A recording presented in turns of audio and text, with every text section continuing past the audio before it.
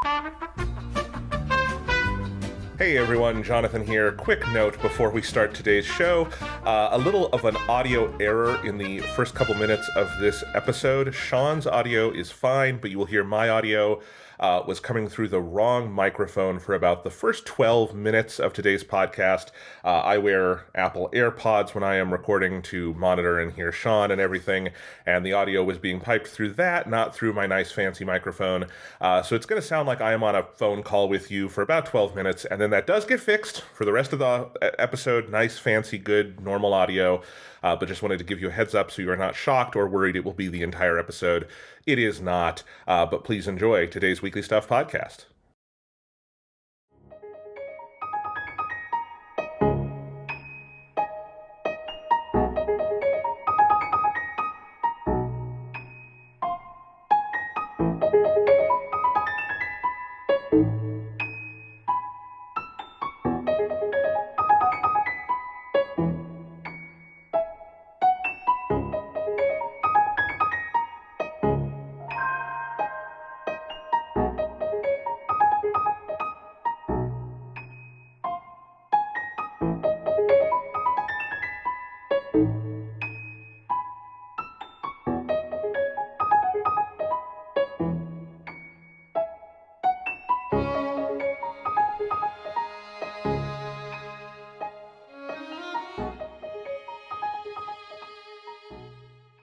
Hello and welcome to the Weekly Stuff podcast with Jonathan Lack and Sean Chapman. We are here to talk about stuff this week on the show. Going to give you guys my first impressions after a full week and a little bit more of playing on The Legend of Zelda, Tears of the Kingdom. Little game, not many people are playing it. It's not particularly popular, but I thought we should shed some light on this underseen little indie title. And then we'll shoot the shit. We'll talk about some other stuff. We didn't record last week. Well, we did. We recorded something you'll hear in August. But we've been working on other things. The other thing we were working on, actually, is Japanimation Station Season 3, which we announced after the last Weekly Stuff podcast. So Season 2 of Japanimation Station, UFO Table Moonworks, is complete. You can go listen to that entire 13-episode season. It's great. All the Fate Stay Night and Garden of Sinners stuff. Really proud of that season. But we are deep into production on Season 3, which is the classic adventures of Lupin III, where we are talking about all the great adventures with the gentleman thief, Japanese hero, Lupin III. And that is going to be an 8-episode season premiering on Independence Day, July 4th, here in the United States. And we are so excited for you to hear that. So get hyped for Season 3. Yeah, it's very good. As you say, Jonathan, we are most of the way through recording it already, and it's a really awesome season. If people have not watched any Lupin stuff, then you are like me. This is a reverse of the usual. Kind of like with Full Metal Alchemist, where I had not seen any of it. Jonathan, you had not necessarily seen everything, but you had a lot more Lupin experience than I did. And yeah, it's a cool season of the show where we go from watching stuff that aired in 1971 to, I think the last thing we'll talk about is like from 2002. So it is a fun season that kind of goes through in many ways like the whole history of TV anime by picking up this weird little show, Lupin the Third, along the way. And some very famous movies like Castle Cagliostro that I had not seen before we recorded that episode. So yeah, and we'll have a full little preview coming up here in a couple of weeks that'll tell you what all we're watching and where you can find it. Although I did put a little bit of that on Twitter just to give people an early guide of where stuff is and where you can find it. Because again, this is, 71 to 2002. It's over 30 years of stuff. So it's like a broad, the UFO Table Moonworks season was about 10 years in total. Mm-hmm. This is 3 times as long a span of time to find stuff. So really cool. Like we said, that is premiering July 4th and will air throughout the summer. And I'm very proud of it and very excited for that. A couple other pieces of housekeeping before we go on. Urge everybody to subscribe to our little Substack newsletter. It's the Weekly Stuff Wordcast, weeklystuff.substack.com. It's free. It'll always be free. It's just a simple little thing where I'm posting podcast stuff, but also I've been writing a shocking number of movie reviews lately for me because I hadn't done that in a while, but I've got a lot. You can read my review of Fast X, the new Fast and Furious movie, or Fast 10. I don't know how you're supposed to say it. The titles of the Fast and Furious movies have moved beyond the realm of being weird to being ambiguous to how you're even supposed to say them. So that is out. I also just posted this when this podcast comes out. It would have been earlier today. I put up a ranking of all of those movies, an updated version of that. I reviewed the movie Blackberry last week. That's a fantastic movie everyone should see. So you should go follow that. There's good stuff going on over there. And I'm just trying to build up social medias that are not Twitter because it's collapsing. And I don't know. If people have suggestions about that, let me know. But we're working on it. Yeah, it does feel like the internet is still trying to like figure out what happens in the post Twitter world. Because it used to be, every 3 to 4 years, whatever big website everyone was on just kind of died and everyone silently migrated somewhere else. But this is like one of the first major website deaths, I feel like, in this modern era of like the mega website thing. And so it is like it feels very different than when MySpace died or when Dig died or all those kinds of that early social media shit. Yeah, it's weird. It's kind of the first big death of like the mature Web 2 era. So we'll see what happens with that. It's been so fun. And last piece of housekeeping, I just wanted to announce I am actually hosting here in Iowa City. I am teaching a little series with our local nonprofit cinema FilmScene, which is my favorite movie theater in the world. I go there all the time. It's our cool, awesome nonprofit theater here in Iowa City. They show all sorts of things. I say nonprofit, and people might think, oh, it's just the art house stuff. Oh, it's all the art house stuff, but also like that's where I saw John Wick 4. That's where I saw the Mario movie. They do lots of great stuff, and I love that theater. And I am working with them. They are doing a series, one of their Film Scene 101 series, and they're doing it on Wes Anderson because he has his new movie Asteroid City coming out this year. And it's 4 weeks, and it is a series where we're going to show 4 Wes Anderson movies, and then I'm going to host a little lecture / discussion teaching thing that'll run about 30 to 45 minutes after the movie.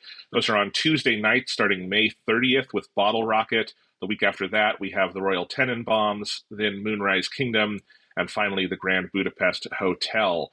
And I am just very psyched for this. I'm starting to put some stuff together for it, and I think it's going to be a lot of fun. I haven't seen those first 2 on the big screen before. I've only seen them at home. So that's going to be exciting. And obviously, they're all great movies. And it's actually pretty affordable. If you're a member, it's only a $25 pass for all 4. If it's general public, it's $35 for all 4. Still a pretty good deal for some great movies. And they're showing the movies on some other nights as well if you can't make it to the Tuesday night screenings. Tuesday night is the only night we're doing the Film Scene 101 thing. But this is the first time I've done this with Film Scene. Some different people at the University of Iowa have done this before. And I think it's going to be a lot of fun. And I just wanted to shout that out for anyone here in Iowa City. That's awesome. Yeah, that's really cool. It's sad that this will be the last Wes Anderson movie because AI just makes Wes Anderson movies now. Apparently, according to Twitter, that's like the only thing that AI knows how to do. Apparently, is make very bad, not at all Wes Anderson facsimile screenshots with random actors.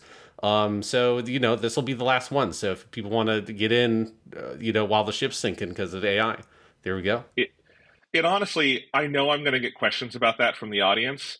And I'm gonna need someone with a stiff drink on hand so that I don't just like explode because it's so dumb. Because if you want to make an actual Wes Anderson parody, they're fun to make. There's my favorite SNL parody trailer ever is the Midnight Coterie of Sinister Intruders, which is this pitch perfect parody of Wes Anderson where they got real. I mean, it's very funny because they have like Edward Norton playing Owen Wilson, which is great. But it's like they actually put in the work to do the set design and the music and all of it and make it fun. And no, the AI stuff is bad. All AI stuff is bad. I haven't seen anything compelling from this AI bullshit. But that is particularly annoying because it's like Wes Anderson is just the modern auteur with the aesthetic that is recognizable enough for them to do this with. Like, it would be harder to be like, make the Martin Scorsese Star Wars. Martin Scorsese is great, but his movies don't all look like Wes Anderson movies, So anyway, it's annoying. But I like the real Wes Anderson, not AI Wes Anderson. So there you go. Film Scene does serve alcohol, so they might be able to do that for me and have the drink on hand for when people ask the AI question. Yeah, just take a shot. That's the new drinking game for the Q&A. Yes. Is take a shot anytime someone asks about bad Wes Anderson AI parodies online.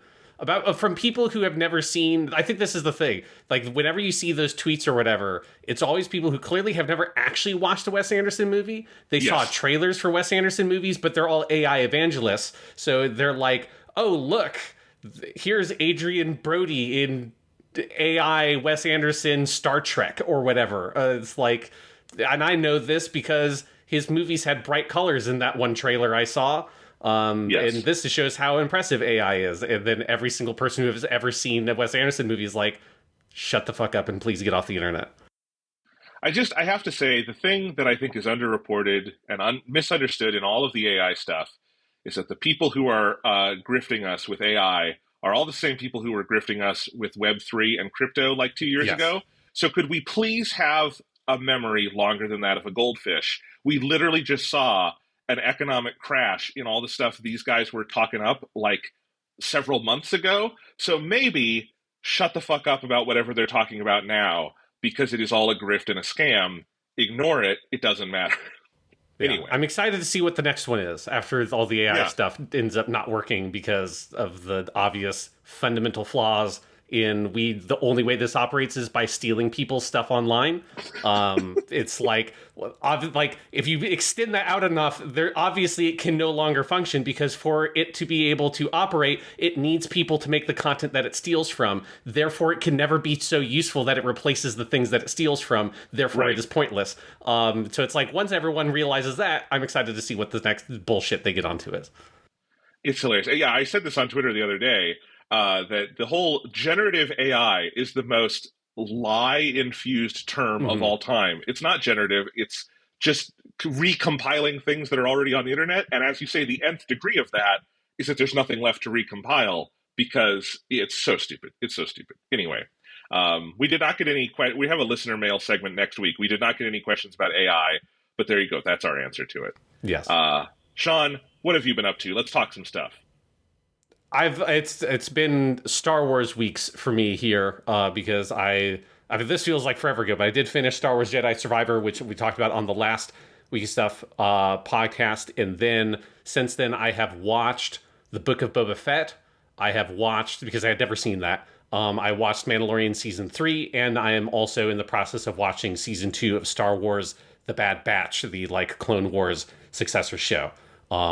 One of the reasons why I'm watching all this stuff, weirdly enough, has to do with the very mediocre early 2010s children's movie Romeo and Juliet, which is on Disney Plus. What? Wait. We're doing a weird, as was, decided by some sort of ancient pact with the devil made by an ancient ninth grade English teacher. All ninth grade English classes must teach a Romeo and Juliet unit. So that's what we're ending the year with. And, we have a couple of extra days where we're not going to do anything intensive when they get ready for their final exams and stuff. So I was just showing them Romeo and Juliet. And I was like, well, that's on Disney. How do I show that? That's on Disney Plus. You know what else is on Disney Plus? Star Wars shit. You know what I've been doing? Playing Star Wars. And that is how I have been doing a lot of Star Wars shit recently. Of all the Romeo and Juliet adaptations, why Romeo and Juliet? Did they vote on it? Did they? So we did watch lots of clips from actual Romeo and Juliet adaptations. This is we are basically done. We've got weird, the way the end of the school year is scheduled is very weird, and we have these here's this weird half day because of all this other stuff going on. So it's we're not going to. Nobody's doing anything real. We've already done Romeo and Juliet. We did the last project. Here's a dumb kids movie, and they love it. They're okay. All into the Romeo and Juliet. It's got a weirdly star-studded cast. Well, I guess all those weird animated movies have a weirdly star-studded cast. James McAvoy plays Romeo. I think Emily Blunt, I want to say, is Juliet. It's just a lot of that kind of stuff. So thank you, Romeo and Juliet, because you got me back into watching Star Wars stuff, because I could justify. I should expense that $8 1 month of Disney Plus I paid. I should see if the school will pay that for me. Sean, did you know? Are you going to do a Sherlock Holmes unit next, so you can do the Sherlock Gnomes movie that was the sequel to Romeo and Juliet? No, I did read about those movies when on the Wikipedia page when I sat at my computer, and I was just like, I don't have the mental space to do grading, and I'm not going to watch Romeo and Juliet 6 different times in one day. So I was like getting into the production history. I have since forgotten all of it, but I did look up that there was a long in development Sherlock Gnomes movie, and it took like 8 years or something. And it seems really bad. Even people who liked Romeo and Juliet didn't like Sherlock Gnomes. So It's got Johnny Depp as Sherlock Gnomes. The kids love wife beater Johnny Depp. Anyway, oof. Yeah. Well, anyway, that's funny. So, okay, Romeo and Juliet aside, I'm curious to hear what you have thought about all this Star Wars stuff, because you've now lapped me. I had seen Book of Boba Fett. I have not watched Mandalorian Season 3 yet. What did you think of all that? Yeah. So let me start with Jedi Survivor, just because I need to talk about it. It is such a fucking good game. We talked about it a little bit on the last weekly stuff where I had gotten, I think, through like the first section. You're on Kobo, and that's pretty early overall in the story. And because I think I hadn't even unlocked some of like the early game like major upgrades you get. Like one of the first big upgrades you get is an air dash, which fucking rules and is so much fun. And that like really changes a lot of the platforming in that game. Yeah, Jedi Survivor, if you like Jedi Fallen Order, I think the kind of, the elevator pitch for how good this is it is absolutely an Assassin's Creed 2 style sequel where it took this kind of very interesting but somewhat awkward first game and then made just like a really fascinating, kind of fully realized version of it. And just top to bottom, Jedi Survivor is fantastic. The combat is so much better, particularly when you get into some of the late game stuff and you have 5 different lightsaber stances you can choose from, all of them with their own skill trees, which adds a huge amount of variety to the combat. All of them are also like feel very distinct. Which was an issue I had with the first game where you had the single blade and dual blade stances, but there wasn't that much of a difference between them. Here, they've totally retooled the way that both of the existing stances worked, so they are much more differentiated. But then also things like the dual wield stance, the blaster stance, and then the cross guard stance, which is basically like a heavy stance with big, slow, but hard-hitting attacks.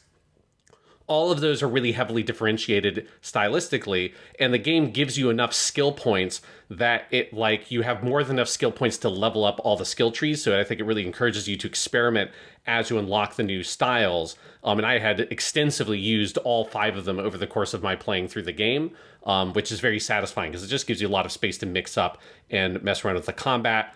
The platforming is so much fun. I think that's one of the things, Jonathan, when you play the game, you're going to really like how much they've expanded the way the platforming works, where you get some really key abilities like that air dash, and just you have a grappling hook thing. You've got what they do with all the rails that were in the first game, where you kind of do a zipline sort of thing, but they've really expanded that. And there's all these crazy sequences where you're like going on a rail, you're jumping, double jump, air dash to a wall jump, to where you then do like a wall run, where you do like a double jump, air dash through this like little thing that will launch you even higher, and just chain all these different sort of platforming moves you have together in these really fun sequences. A pro tip for that as well is if people are playing, I would recommend you can go into the accessibilities menu and turn off fall damage, which I think also makes those more fun because you don't have a consequence for failing other than you have to retry the sequence. And it's very good about just putting you back where you were if you fail the platforming section very quickly. So all of that, just like the gameplay top to bottom, is so refined and really compelling, including the open world exploration stuff that is much more fun, because all the upgrades you get, or not upgrades, but the cosmetics you get, are vastly more interesting. And it's the kind of game where as you play through, when you hit major story beats, it feels fun to like change up the way the character looks and customize them slightly differently to kind of match the tenor of the story. There's a very big kind of like, dark twist or whatever, like a big thing that happens at the end of the second act structurally in the plot, as you would expect where it would happen in the plot, that like motivated me to really radically change the way that cow looked. That felt really fun and appropriate for the character, and so it felt very rewarding to do all the exploration. You want to do the exploration to get the cosmetics so you can deepen your customization of the way your character looks and kind of personalize it even more.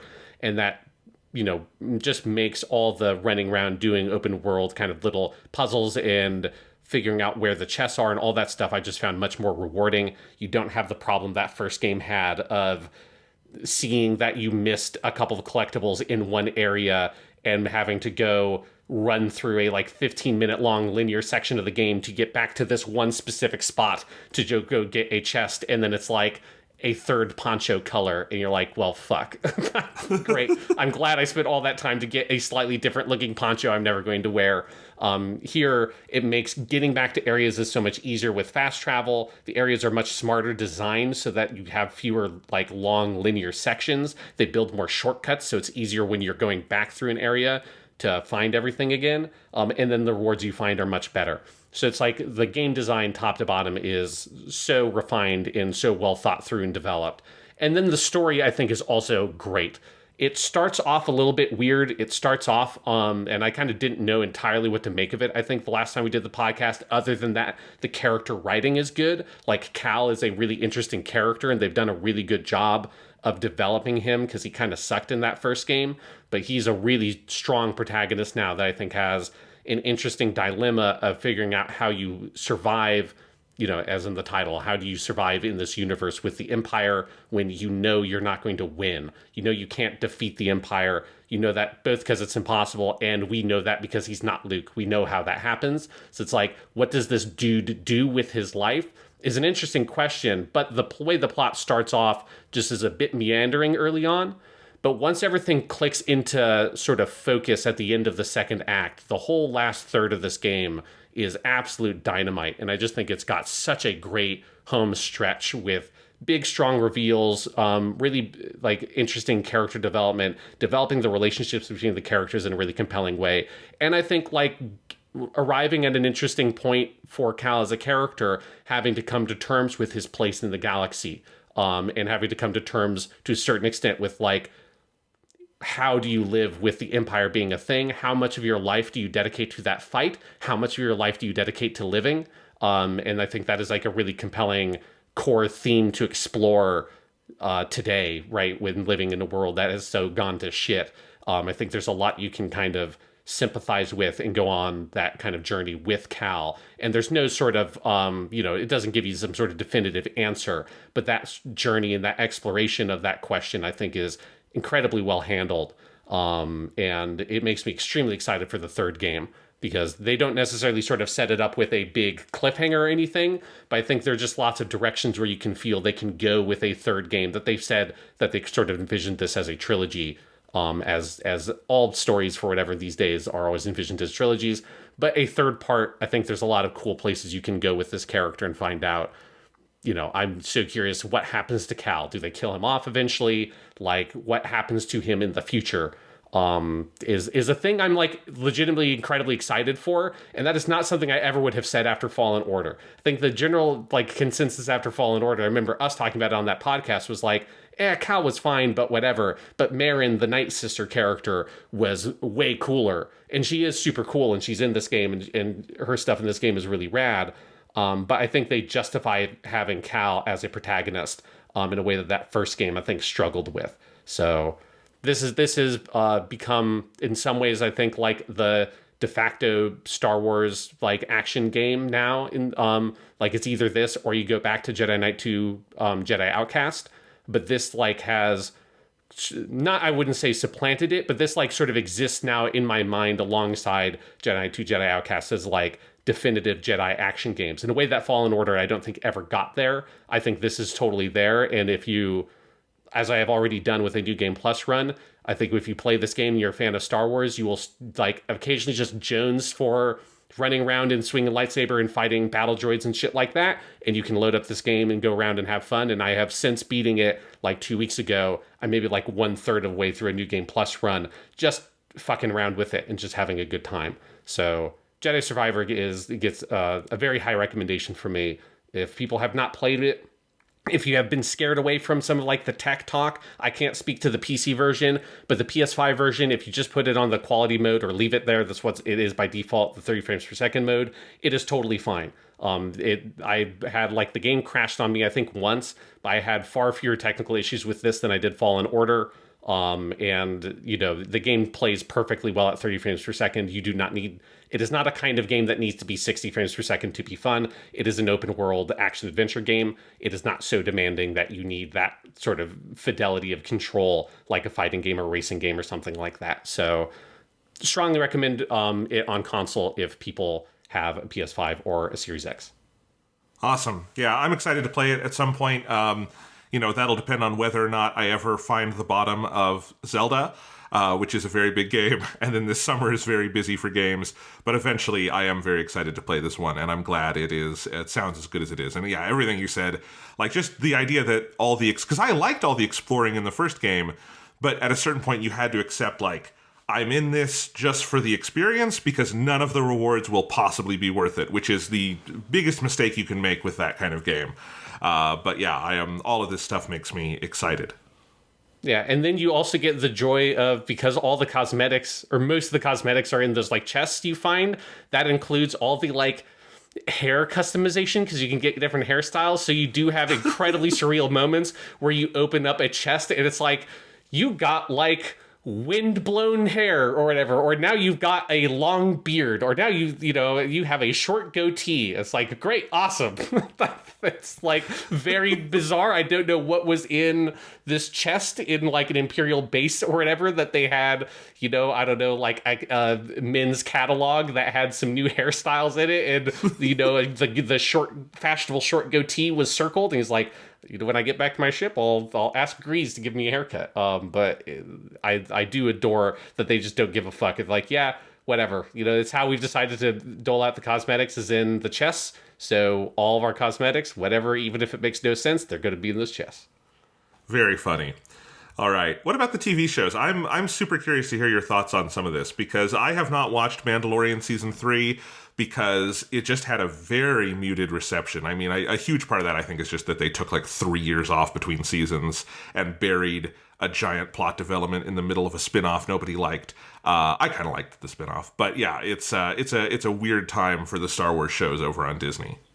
Yeah, so I'll just like say up front, I think Mandalorian Season 3 kicks ass. I don't really understand why. I mean, I understand for those reasons you just said, of like, it is very weird that all the, like, that Grogu turn and all that of him getting Grogu back is buried in the Book of Boba Fett, and that it took a long time to come out. But the quality of the show is just as good as it has ever been. But let's talk about Boba Fett first, of where this is, I think, the controversial one. And I imagine, Jonathan, I think I'm probably in a similar place as you, of like, I don't hate the Book of Boba Fett. Like, I think there's stuff in it that's totally fun. It also is a weird show that is all fucking all over the place. Like, you made a fan edit of it, didn't you? Yeah, I did, and actually people were asking for me in a bunch, and I've lost the hard drive that it was on, so I need to find it's. I know I have a backup somewhere. I have not found the hard drive, but yes. Anyway, for anyone wondering why I have not been giving that out, I don't have it at the moment. But yeah, no, I did, because it's The Mandalorian Season 3. Yeah. But with a bunch of Boba Fett stuff in it, which is fine. But like, the point of my fan edit, and I do think I proved my point, is that you could, and it would be better if they had made it like this, not just editing it in post, but like, you can re-edit it basically into Mandalorian Season 3, just there's some Boba Fett episodes, which, given that The Mandalorian, and my understanding is in Season 3 they do this even more, has some non-Mando episodes sometimes. It would have been fine, and I actually like the Boba Fett stuff in general. I think it's an interesting take on the Star Wars universe. It's just that I think the emphasis is wrong. I think the flashbacks are scattered wrong. I think it is just a very bad piece of structuring and an absolutely disastrous piece of scheduling to essentially make Mandalorian Season 3, but call it something else and bury all the Mandalorian stuff at the end of the season, just to maximally confuse anyone coming back for the actual Mandalorian Season 3 when they eventually got around to making that. Just a series of very bad, unforced errors that I think marred some good stuff overall. Yeah, like, and I think that's basically how I feel about it as well. That there's just like, I think one of the big issues for me is like the flashback stuff, of where, I don't know if this is how you handle the fan edit, but in my mind, like, they should have just had the flashback stuff be the first couple of episodes and not have it be flashbacks. Like, that's just the story, because because Book of Boba Fett is a mini series, so it does not need to have what I think it felt like their urging was, which was we want to establish the status quo of the series is Boba Fett is the crime lord of this area of Tatooine, and it's about like his adventures as this crime lord, and so you want to set up that as the framework so that everyone understands that as the fundamental status quo of the show, which makes sense if you're making a like episodic procedural that is about Boba Fett being crime lord of Tatooine, and therefore you want to frame everything in that context. But for this mini-series, that they're almost certainly not going to do a Book of Boba Fett 2, either because they never had planned on it or because nobody liked this enough that they would make it. It would make more sense to treat it like, okay, here's just this sort of continuous story of you pick up with Boba Fett, he gets, vomited up by the Sarlacc pit or whatever, and he gets taken by the Tusken Raiders, and you follow him from there to his journey becoming a crime lord, to then eventually, having the Mandalorian intersect with that story. I think that would make it feel cleaner, because a big issue with this show is that Boba Fett is like the world's worst crime boss in the most infuriating ways. He makes the stupidest fucking choices constantly. And those choices only make some kind of sense when you have them in the context of all of his experiences with the Tusken Raiders and him trying to be a different person. But that is lost. I think the dramatic impact of that is lost when all the Tusken Raider stuff is scattered about in weird flashbacks that don't have a direct parallel to whatever's going on in the crime lord storyline. Because in matter of fact, there's not that much of him being a crime boss in Tatooine. Like, if you look at the runtime of those episodes, I feel like most of those first half of the show, those are primarily flashbacks with little bits and pieces of the crime boss stuff. And even that's usually dedicated to, here's a bad chase scene. Here's a, even worse and just incredibly bad chase scene. And there's very little character stuff that happens there. So it just felt so awkwardly balanced to me. And then you have an episode and a half taken up by the Mandalorian, and then you have a very, very, very long plotting finale that is all just the modern day stuff of him as a crime boss in Tatooine. And it just feels like the balance of the show is all over the place, when a lot of those individual pieces, the flashbacks, the Mandalorian stuff, and a lot of the stuff in the finale, though not all of it, I think is really good and interesting and well done, but it's so thrown about all over the place in this very haphazard manner that it's really hard to get invested in the story they're telling. Yeah, I did just find on a hard drive, I do not have I found the original Final Cut library I made this in, so I could re-export these episodes. So maybe I will work on that, because I'm looking at it, and the way I handled it, Sean, is I re-edited it to balance out the halves of the show more. So I started with, I think Mando comes in episode 5 of the original season, and I think that season is 7 episodes. My cut was 9 episodes.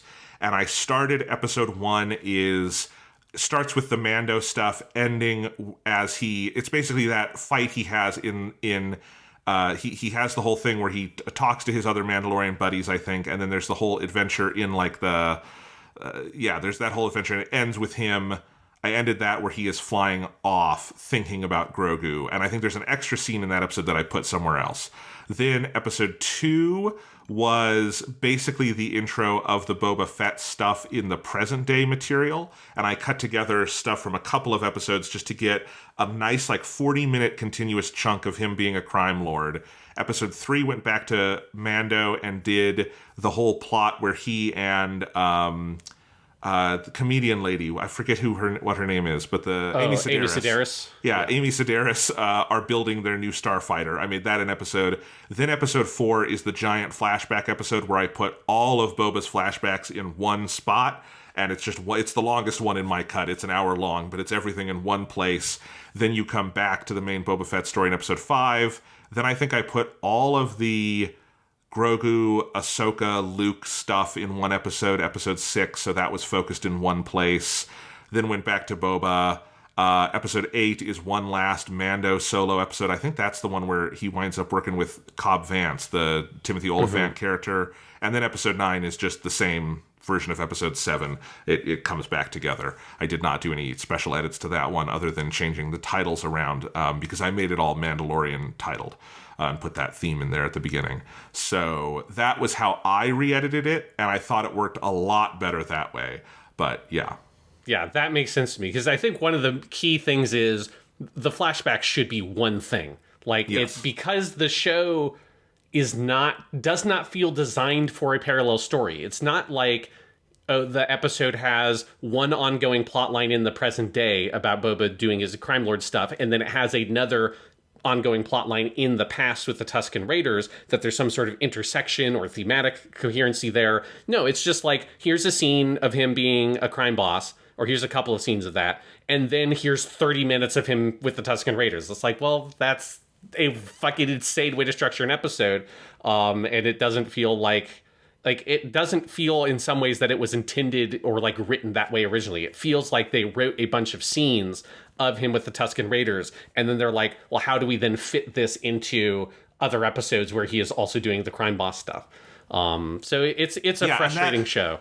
Yeah, and that's why I did it that way, was because I think when you have, because I think the first episode 2 is like all of Boba's stuff from episode 1 minus the flashbacks and some of episode 2, and I think I even went into a little bit of 3 because I edited a lot of stuff together because I wanted to have, let's just have a concentrated burst of him in the present day, because you can't get into the present day story in the original edit because you're never in it long enough. So that was my goal there. And then with the flashbacks, it has the exact same problem. You're never in them long enough to care. So let's do one story where the climax is the big train heist of that episode in my edit.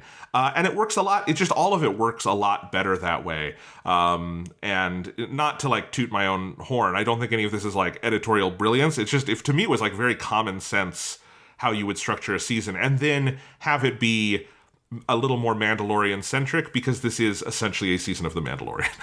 Yes, yeah, and it is weird. You know, it's just a weird show. It's a frustrating show to watch because of that. Because so many of the individual pieces are good.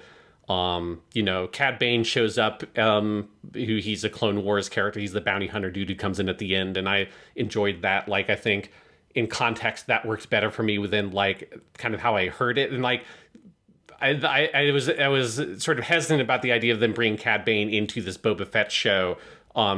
Because there is a lot of history between those two characters, but it seemed weird to me to try to pay it off in live action. And there's a part of me with that I kind of just wish if they were going to do the Cad Bane stuff and quote unquote kill off Cad Bane, even though they leave a hook that character very easily could be alive. But if they're going to do that, I kind of still wish it was in an animated show, but they pull that stuff off pretty well. You know, Timothy Oliphant is there and he's just playing Space Railing Givens again. And that's like, I'm 100% here for that. So, you know, all those individual pieces are great. There's a fucking scene where Boba Fett riding a Rancor fights like giant war droids. That's rules. Like, all that stuff is so cool. But it is also in an hour-long finale that most of that hour is watching a bunch of characters, most of whom you don't care about, like the mods that apparently are a thing. Apparently 1960s British mods are just hanging out on Tatooine, and it's like weird, and I don't think they pull off that concept at all. But it's just them being pinned down for most of that episode. So it's like like that finale probably could have been cut down in like half, and it would have worked better. So it's got a lot of those issues, but a lot of the stuff that I liked about it, I was able to enjoy it overall. But then that leads into Mandalorian Season 3, which I think is fucking great. Like, I think it is as good, if not even maybe better to me, than the other Mandalorian seasons. It is a bit different. It is definitely less of the, like, here's, like, the sort of case of the week kind of thing, or, like, bounty hunt of the week, which is, you know, very much what Season 1 and 2 Mandalorian was every week was a brand new episode in a different location and all that kind of stuff, with the exception of maybe, like, a 2-part finale.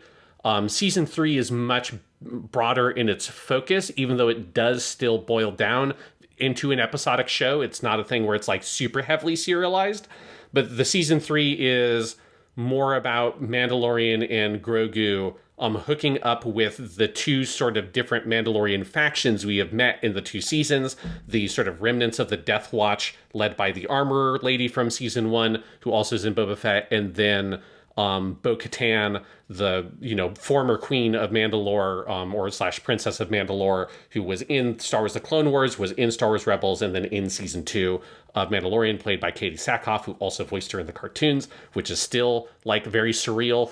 You just like how much that character feels like she just walked out of those animated shows on screen. And Bo-Katan, after episode 2 or so, effectively becomes like a co-lead in the show. For the entire second half of the show, it's like her and Mando and Grogu together going around trying to bring the Mandalorians together to go take back Mandalore, which is what the finale arc is about them going to Mandalore and trying to sort of reclaim it from an Imperial base that is still on there from the Imperial remnant. So it is a show that I think, particularly if you are invested in the broader Star Wars universe, if you've watched some of those cartoons like Clone Wars and Rebels, if you liked the Mandalore arcs in those shows, like this is extremely satisfying on that level. I think it's good on its own just as a show, but it does have such a cool perspective on the broader Star Wars universe.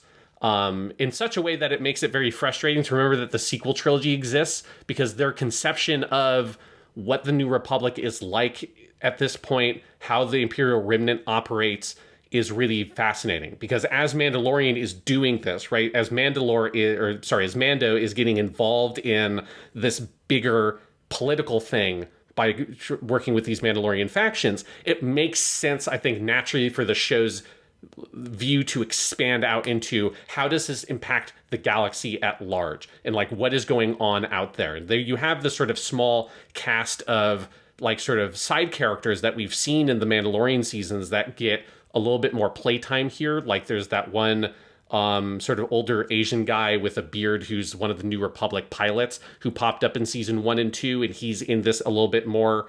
You have the clone doctor who was in seasons 1 and 2 for the Empire, who's doing the experiments on Grogu, and he has a little bit more playtime. I mean, he basically has an episode in this that's might be my favorite episode of the show. And so it gives you this insight into the struggles that the New Republic has in trying to find its footing and establish itself, as it has very little control over what's going on in the Outer Rim, which is where all the Mandalorian stuff takes place. That's like, the Wild West, the frontier of the galaxy. So that's where Mando's like dealing with the Imperial remnants and all that. That is because the New Republic does not have the reach yet to be able to govern those areas, because it is having to pick itself up from all the pieces left over from the Empire they just toppled, and then also what is left of the Old Republic that was there before them. And I think that stuff and how it manifests and how it intersects with the Mandalorians' sort of goal of establishing themselves once again as like an independent society and an independent culture on their own home world, that is separate from the New Republic and some of the other places on the Outer Rim that are also looking to establish themselves as their own independent worlds with their own independently run governments. I think all that stuff just like tickles my Star Wars heart, that I like that sort of bigger galactic politics stuff so much. And I think Mandalorian season 3 handles it incredibly well. Episode 3 of the show is one that is set almost entirely on Coruscant, and it is from the perspective of the clone doctor guy who has been captured by the New Republic, and he is in an amnesty program, like with echoes of some things that happened to like high-ranking Nazis from World War II and stuff like that, and him struggling to sort of find his place of wanting to, because he was never an Imperial believer, he just cared about his research, and him wanting to contribute to the New Republic while also wanting to advance his own research, but his cloning research is illegal. The New Republic is not interested in pursuing that, and like seeing this sort of person struggling in that context and what happens to him gives you just such an insight into the political state of what it is like to live in the galaxy, and especially around like Coruscant and the core worlds, which we have not seen in fucking forever in Star Wars. It has been so long since they dramatized anything on Coruscant. Even Rebels almost never really touches any of the Coruscant stuff, and it's so cool to see that planet again, because Coruscant's one of the most interesting planets, and seeing everything they do there with this decadent society that in many ways is sort of untouched by all this bullshit, because the people who live at the top of Coruscant are the like elites of society and like all these like old money people who have weathered the storm of they saw the old republic fall, they saw the empire come up, they saw the empire fall and the new republic come up, but because of their wealth, like it has never affected them personally, and you get tastes of that throughout that episode that I think is incredibly evocative. And so all of that stuff I just find so fascinating, and I loved about Mandalorian season 3. But then it also has more of your sort of classic Mandalorian stuff. I think the story arc with Mando and Grogu is really compelling. I think they actually pull off a thing that's awkward about the Boba Fett thing of him having to leave Grogu and then Grogu coming back. But so much Mandalorian season 3 is that Grogu has made the choice to become a Mandalorian. Like, he has chosen to walk away from the life of a Jedi and to join Mando, not just as like a buddy, but as his adopted son, and to be like brought into that culture as well. And so that, I think, gives it a much clearer vision and purpose that makes the kind of like bait and switch they pulled with the end of season 2 feel a lot more narratively justified. So all of that, and I think the interactions between Mando and Grogu and Bo-Katan, all that stuff rules. And then the action is the best this show has ever had. There are some fucking space fights in this show that are like some of the best space battles you will see in any Star Wars stuff, particularly live action. They made the choice in Boba Fett to give Mando a Naboo starfighter as his, like a souped up version of the Naboo starfighter from episode 1 as his new ship. And that has paid off so much because there are so many things you can do with that much sleeker starfighter design that the much bigger kind of like SUV in space thing that he had before couldn't really pull off. And here there's just some really frenetic, just masterfully executed dogfight sequences in space with him and Bo-Katan and some of the Mandalorian fleet that just absolutely kick ass, including there's also then some like sort of grounded fight scenes, particularly in the last episode, that also are the best action that they've ever done. So I was honestly kind of perplexed after watching Mandalorian season 3 why it had as muted a reception as it did, because I think it's a fucking great season. If you like Mandalorian, you have to watch Book of Boba Fett, and that's more up and down. But Mandalorian season 3, I think it's fucking 2 thumbs up. I loved the shit out of that show. That's awesome. I look forward to catching up with it at some point. That's good to hear because I trust your word on this more than anyone else's because you and I are very in lockstep on this kind of side of the Star Wars universe. So that's cool to hear. I do think part of it is just, I think in this day and age, there's this weird thing of like, we're going to make seasons that are only 8 episodes long and we're going to do them 3 years apart. And I understand it is hard to make TV. You're not going to retain an audience that way. I don't really care what your show is. It's a dumb way to make TV. You can't go from a model where we once had TV on basically year round with a break in the summer and people knew when shows would air to maybe in 3 to 5 years there will be more and it'll be around sometime. But also there's a spinoff you have to catch up on. It's all very, it was a dumb way for Disney to lay this whole thing out. And I understand, again, that it is a tall order, and I think the pandemic impacted this as well. Although, I don't know how much, because the pandemic, was around the time Mandalorian Season 2 was airing, so their production kind of missed that shutdown. So, who the hell knows? It was weird, but I am looking forward to catching up on that at some point, because that does sound good, and, I did see some good Grogu GIFs online, and I always like seeing Grogu. Oh, there's some fucking killer Grogu stuff. Just because, like, Grogu now, he's remembered more of his Jedi stuff, so he's able to be more active. There's some good jumping around. It gives you a vision of, like, an alternate version of the Yoda stuff we got in the prequels, where, when they went full CG Yoda, of, like, what if you had like done a blend? Like, what if it had been some puppets being fucking just chucked around, but then also doing CG puppets, but making them, or the CG character, but making him look like a puppet, but he's like flying all over the place. And I think they just sort of execute on making Grogu acrobatic in the way that Yoda was, while I think making it for the people who just couldn't buy that because they didn't like how CG it was, making it feel more naturally like the way you kind of expect this character to move, because you understand fundamentally it's underneath it all, you want that character to be a puppet. And I think that they just like really threaded that needle very cleanly with the way that Grogu is in this show. Yeah, that's great. And I guess also, you were talking about all the like way they treat the New Republic, and I know, of course, the next show we have coming up is Dave Filoni's Ahsoka show, where we're going to bring in Thrawn and all of that. Do you think behind the scenes, quietly, like they're never going to say this in reality, that Dave Filoni and Jon Favreau are very much working on the assumption that the sequels don't exist, and they just are ignoring that? I would hope so. Honestly, like that was like one of the biggest bummers I had was I watched episode 3 of Mandalorian season 3, which is the one that's like almost entirely on Coruscant. Mando's only in like the last 5 minutes of that. I think purely just so that they could be like, okay, he is in it. He is like, it is still a Mandalorian. Don't worry. Like, you know, the main characters are still technically in this episode, but it's so much an episode about this other character living on Coruscant. And then I got to the end of it, it's like, God, that was so good. I've been waiting for something set post Return of the Jedi to do this for so long, to give me the same feeling of like the bigger picture Star Wars stuff that I get when I watch a lot of the Dave Filoni stuff, like Clone Wars and the prequels related stuff, and Rebels all deals with that so well. And then I remembered, oh fuck, they blew up Coruscant in Force Awakens. Yep.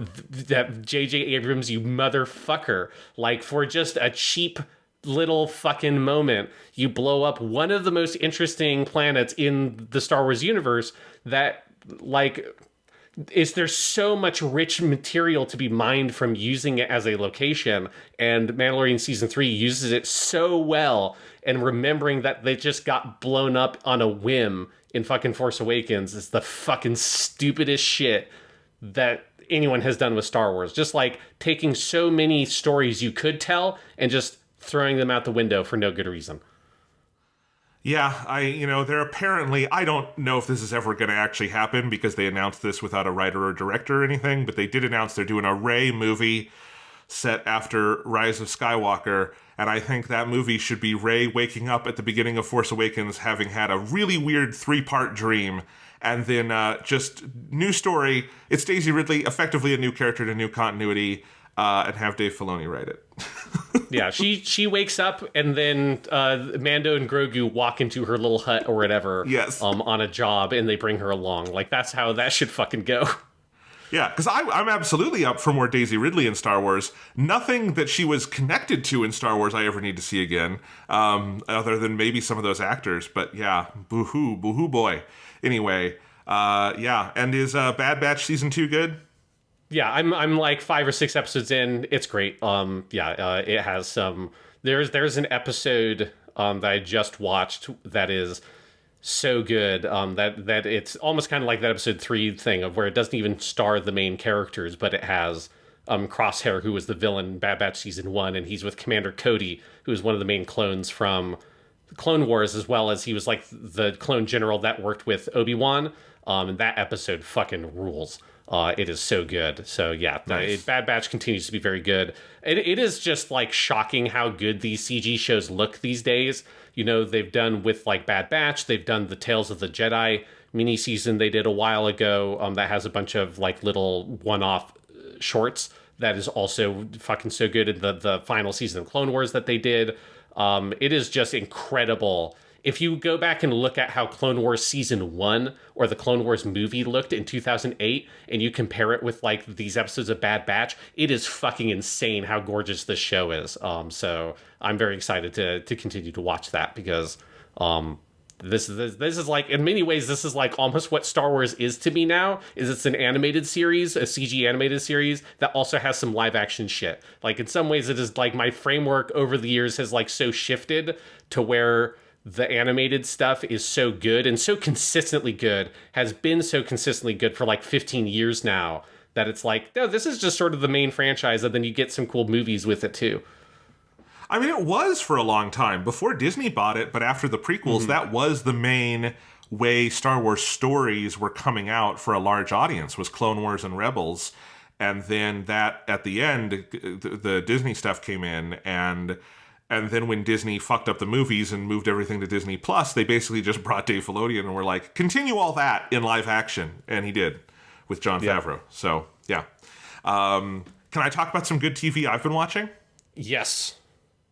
I started this last week. Well, let me back up. You guys probably have heard of the FX series Justified.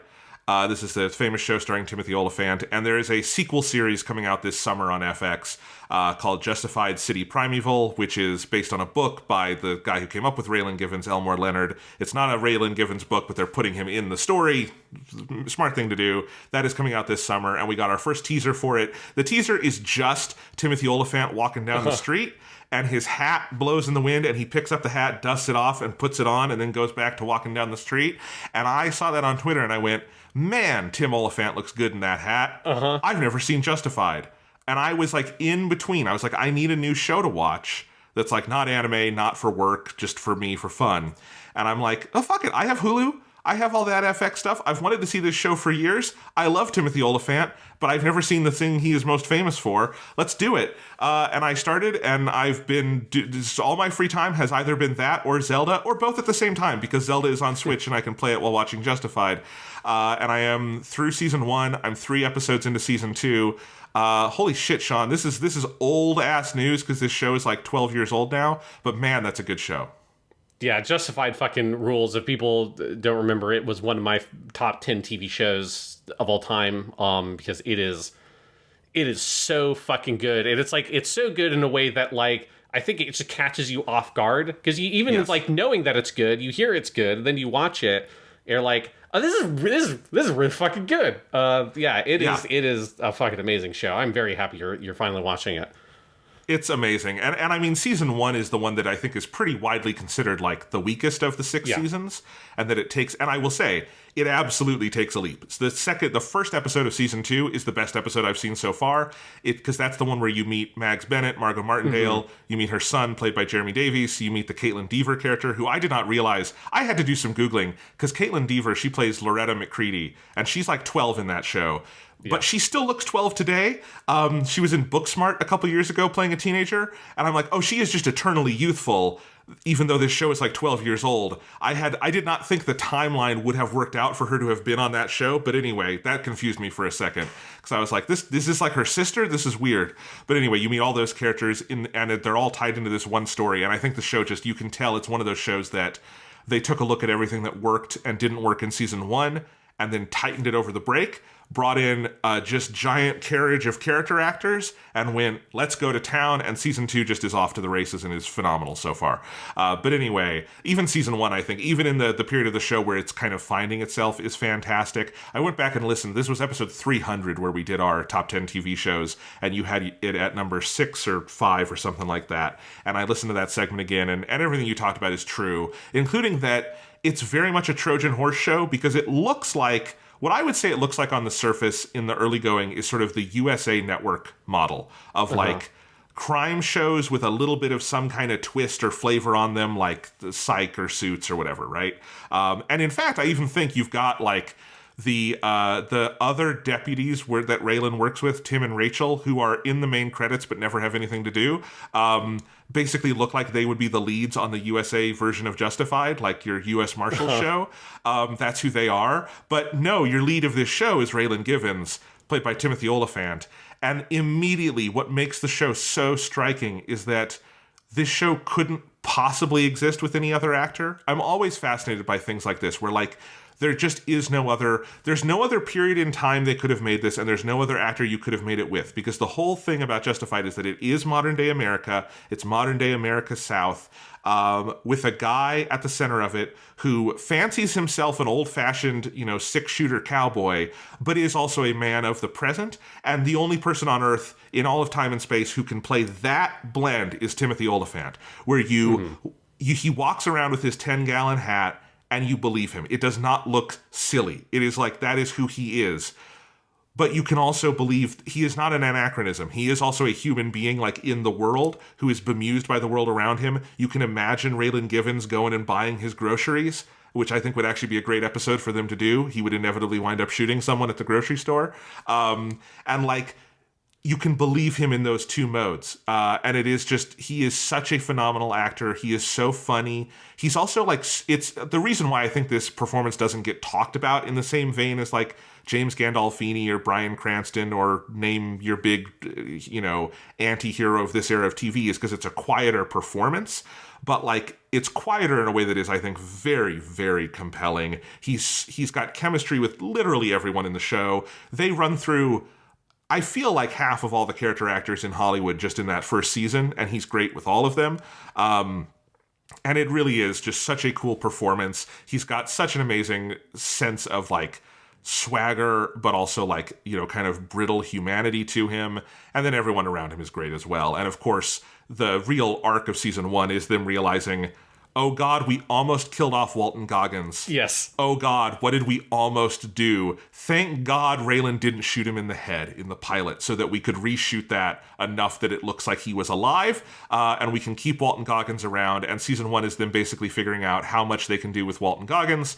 And it turns out a lot. You can do a lot with Walton Goggins because he's incredible. And by the end of that first season ends on such a great scene, which is Boyd driving off and Raylan pretending to shoot after him, but really letting him go. And it's just like the show is locked in at that point, and I am on board, and I want to end this podcast so I can go watch more Justified. Because then I got into season 2 and met Margot Martindale as Mags Bennett, which is a performance I've been hearing about for over 10 years. It's this thing that, like, she was always a beloved character actor, as BoJack Horseman has told us. Yeah, in her role as character actress Margot Martindale on that show. But she has had a huge career revival since Justified, and so I've seen her in a million things since this aired. But she is obviously stupendous on the show. Yeah, it is, I think, really fascinating when you think about season 1 of Justified, because it is a show where you can tell they're sort of figuring out how much of this show is a like twist on a police procedural, as you're kind of saying the USA thing, and then how much of it is something different. And I think that is like, over the course of season 1, they start to sort of narrow in on the model that Justified follows from that point forward, which is that while, you get little bits and pieces and tastes of Raylan's life as a U.S. Marshal, and, some other cases will sometimes get involved in that, fundamentally, it is a show that is about two characters. It's Raylan Givens and Boyd Crowder, right? Timothy Olyphant's Raylan, and Walton Goggins' Boyd. And they are both following their own stories that will intersect occasionally, but they're effectively like, parallel plot lines that are more thematically intertwined. And then there's one season-long villain, and in season 1, eventually you start getting Boyd's dad, who is that character for season 1, who is like the big bad that eventually Raylan and Boyd will both have to deal with this character in some way. And so they kind of narrow that focus down into that model, and then that's when season 2 just sort of hits the ground running with that, because they've got all the pieces in place. They know we have struck fucking gold with both of our actors, Timothy Olyphant as Raylan, and then this miracle of Walton Goggins as Boyd, who was not originally even meant to be a co-lead, who then gets moved to that position for season 2. And then, as you say, you got Mags Bennett, who becomes the big bad for season 2, and they hit that structure of, let's set up who this like season villain is going to be early, like have this sort of supporting cast around that character, and set up all these story threads so that you get this like really perfect balance of episodic stories that occasionally will involve vague police procedural type structures, but not nearly as heavily as season 1. And then the more kind of modern, especially at the time when this was not super common for network TV, more modern serialized storytelling format with this sort of like season-long villain. But I think the choice also to have season villains, and then you've got Boyd as this sort of like, I don't even know if you call him a villain, but this like anti-hero character, maybe more, who is also there as the thread to run through the whole show, was one of the smartest things they did. And the consistency of that format is really sort of vital to how Justified is able to keep itself going and reinventing itself as it goes along with its main cast. But yeah, it is just an all-time great show. If people have not watched Justified, it is like very good in some like more high-minded ways, in terms of like, I think it's got really smart politics and themes about the South. This is like Kentucky specifically, in modern America. This is pre-Trumpism is when Justified is being made, but it very much has its sort of finger on the pulse of the sort of like built-in isolationism and resentment that those communities feel towards like the broader modern American society. that leads to Trumpism. And so it deals with all that stuff, and it's fucking great. It is also just the most eminently entertaining TV show you can fucking watch, because it also is Raylan Givens walking into a room and, you know, the thing you're saying of like you couldn't have any other character do this, the amount you just believe Timothy Olyphant when he like says like, man, you take one more step and I'm gonna fucking shoot you. And then the guy takes a step and he just puts a bullet in his heart, right? Like, that's like the character he is. Or the first scene of the show, which is amazing, of how he ends up in Kentucky, because Raylan's originally posted in Miami, is there's some sort of crime boss. They have some sort of pre-existing relationship. He comes in and he's like, I'm going to give you 5 minutes or whatever it is to get out of town. They have this conversation and he starts counting down. It's like, you got 30 seconds left. And this mob boss being like, what the fuck is this dude's deal? Because everyone else is acting like they're just in the normal world that we live in, and then this dude who's walked out of a fucking Clint Eastwood Western just sits down and says, if you don't get out of town by high noon, I'm gonna put a bullet through your heart. And you're like, this dude's 100% serious about everything that he's doing right now. That hat, all of it is like 100%. And that there's no actor that could pull that off other than Timothy Olyphant. It is like the most fun shit to watch in the world. It's amazing. He's so funny. That is like the big revelation, because I mean, I've seen him in Deadwood also, and I would not say he is a source of humor in Deadwood. No. Seth Bullock is a much more dour character. Raylan is just, he's not making jokes, but he's very wry. He's very bemused by the people around him. He very rarely gets like mad at the criminals he's chasing. He has actually a pretty good rapport with everyone. And so he's just very funny. It is like the most charismatic fucking performance I've ever seen. He looks real good in that hat. I don't, you know, just if on the sexuality spectrum, the Kinsey scale, if there's just a Timothy Olyphant option, that's me. Put me right there. Because God, I want to be him. I love him. He's great.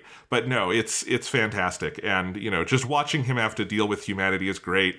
The first season also, because like it's so committed to the idea that while it does do the police procedural thing, it is also aware of the reality that you can't just go around shooting people indiscriminately as a law enforcement officer. Usually, local police can now, but I guess the Marshal Service has a higher standard. And so it is this, the first season is very much to me a comedy about a man who is being told and wants to stop shooting people, but keeps having to shoot people. And it is funny as you keep going, Raylan just being like, God damn it, I had to do it again. Because he keeps getting put in these ridiculous neo-Western situations, and it's hilarious. I think Raylan puts himself in those situations, man. It's like that whole show is like, how can Raylan figure out a way to be justified in shooting this motherfucker? Like, that's so much of that show is like, how do I work this in such a way? Because while Raylan is never outwardly angry, or he's very rarely outwardly angry, I think he is inside. He is a like deeply fucked up angry person. That's like, the end of the pilot is his wife telling him that. Yeah, and you get that when you like get more of his dad. Because have you met Arlo, his dad, yet? I don't remember season 1. He's a big part of season 1. Yeah. Okay. Well, season 1 ends with Arlo almost getting him killed and him shooting his dad in the arm for it, which is great. Right. Yes, yeah. So like when you get more and more Arlo and just see more of Raylan's past, I think you get that sense of like, okay, this is why this dude is the way that he is, and like whatever he's got deep down inside that he needs to express by being justified in shooting people, like a lot of it comes from where he grew up, you know, because the opening of that show is that he does not want to go to Kentucky. That is the last. He does not want to go home. This is the last fucking place he wants to be. He does not want to dig up any of this shit. And he is being sent there and having to deal with seeing all of his old buddies he fucking mined coal with being neo-Nazis and all that nonsense. It's fucking great. And also just like the Walton Goggins of it all, because season 1, after the first episode is based on an Elmore Leonard story where Boyd Crowder very definitively dies at the end. But they expanded it here because Walton Goggins is so good. And basically his character, we meet him, Boyd Crowder is working with neo-Nazis, but we realize he has no actual like interest in the ideology. He's doing it because they're easy marks and he can get them to do stuff for him. And then he in prison becomes this like born again Christian and builds this new following of people who are following his Christian teachings. And so the whole mystery of season 1 is how sincere is Boyd Crowder? And Walton Goggins is the only actor who could pull this off, where I have no fucking idea, and no one has any fucking idea. It's impossible to tell, because it's in every syllable he says, it sounds both like simpering nonsense and also completely sincere. And I actually love where season 1 ends up with it, which is it's kind of both. And that's who this character is. And so then you go into season 2 with him very adrift, and no one believing him when he says anything, but he actually is not being duplicitous anymore. It's very interesting. He's a great character, and again, like, no one else could play that part. Yeah. It is like the secret weapon of Justified is Boyd. And yeah, all that of where, because that just like continues through of where, like, how much of his own bullshit is Boyd eating, right? Like, how much does he understand he's bullshitting? How much is he really bullshitting? And then how much can you see through as the audience? Like, I think that's like a big game you play with that Boyd character, is like, what is going on underneath all of that? Because yeah, he is a like born con man and outlaw. And it's like, how much of his own shit does he even understand? Yeah. So I know this is a little out of date, us talking about this old TV show, but it's actually kind of in date because it is coming back. Are you excited for this revival season they're doing?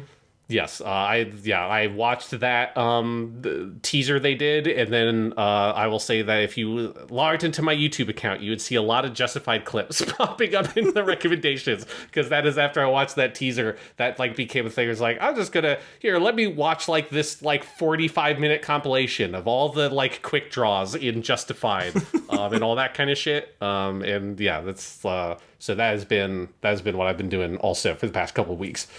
Yeah, it's cool. It's, the other impetus for me on this was just, the reason I was thinking about Justified more was also I'm watching the show Silo on Apple TV Plus, which is what Graham Yost, who was the showrunner on Justified, is making right now. That's his new show. And he's actually not involved in the Justified sequel. It's other people who were involved with the show. It's not like complete newcomers.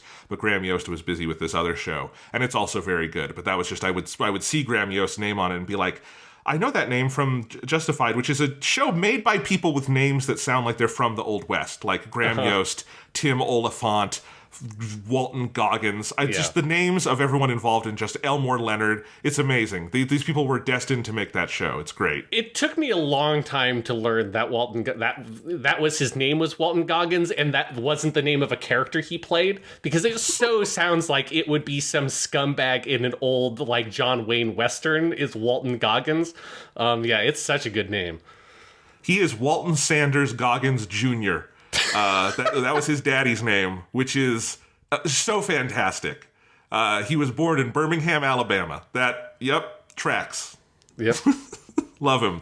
No, this is great. And yeah, I've never read any Elmore Leonard, but I've always wanted to, because everything I've seen based on Elmore Leonard, I fucking love. Like, the best Quentin Tarantino movie is Jackie Brown, which is based on Rum Punch. 3:10 to Yuma in either version is great. Justified is great, and from what I can tell, has that voice down pat. So I did actually get a collection of his westerns, and I was going to read some of those, because I've always wanted to read like the original 3:10 to Yuma and stuff. But yeah, anyway, Justified's good. I'm sure I'll say more about it in the future. Yeah, and then my last piece of stuff is kind of our little topic portion we need to do today, which is a video game that you guys might have heard of. So let's talk about it. Legend of Zelda, Tears of the Kingdom. I'll give you all a moment in case you don't want any spoilers. I'm not going to go like out of my way to spoil surprises, but I'm also not going to inhibit myself. It's been a week since it came out. I'll talk about my experiences with it. So that's why we're saving this for the end, though, in case you don't want to know anything, because this is a game that, like, Nintendo actually did a very good job not revealing anything about this game. It is full of surprises. But yeah, I want to talk about this game, which has been huge. It sold 10 million copies in its first weekend, which, if you do the math, it's a $70 game, $700 million. That's really close to the record set by GTA 5 that has stood for 10 years now, which was $800 million in its opening weekend. They didn't break it out by copies, they just gave the dollar amount. But yeah, anyway, obviously everyone in the fucking world is playing this game. But it is incredible. We thought about doing a little segment last week to like get a Weekly Stuff podcast out, but I'd only been playing it for 2 days. And I just genuinely don't know what I would have said about it. I was enjoying it, but I did not have my head around it. And I think so now, a week and a couple days later, I've played a lot of it. I still don't know if I would say I have my head around what this game is. It's really, really big and weird, and I love it. But it is a very surprising game, because on one level it is an extremely direct sequel to Breath of the Wild. It obviously reuses the basic Hyrule map, the controls are the same, the combat is the same, it has similar music, obviously the graphics are very similar, all of that stuff is taken from Breath of the Wild. But on the other hand, it is like a radically different sequel, and a radically evolved sequel where the powers you have as Link are just extremely different. The world is much bigger in ways that are very surprising. It is effectively 3 times the size of Breath of the Wild, because you have the main Hyrule that you had last time, although with lots and lots and lots of changes and surprises around it. And then you have the sky area, which we saw a little bit of in the marketing, but is very robust. And then you have an entire underground that is literally the size of the main Hyrule map itself, and is an enormous like cave of surprises as well. So it is a much bigger game.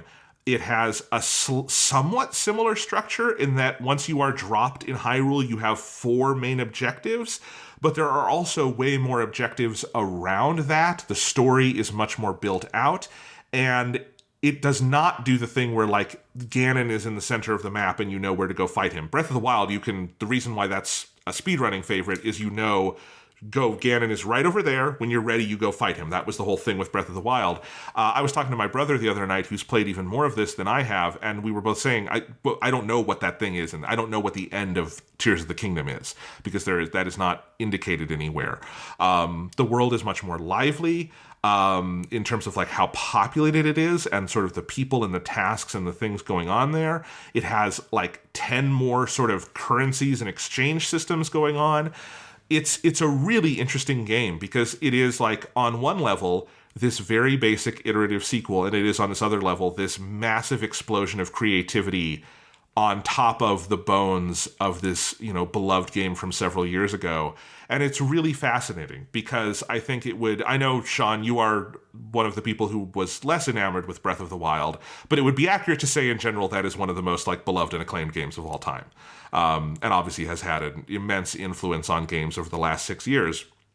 But part of what is so surreal about Tears of the Kingdom is that even if you, like me, really loved Breath of the Wild, it is so relentless in how much I think it improves and expands upon that first game, that it kind of like rewires your brain a little bit to the degree where I don't know if you could even go back and play Breath of the Wild after this, because it is such a radical expansion of what that game was doing. And I think in many ways a radical improvement in a lot of places, where it feels like the dev team had a really clear sense of what they thought worked and what they thought needed expansion.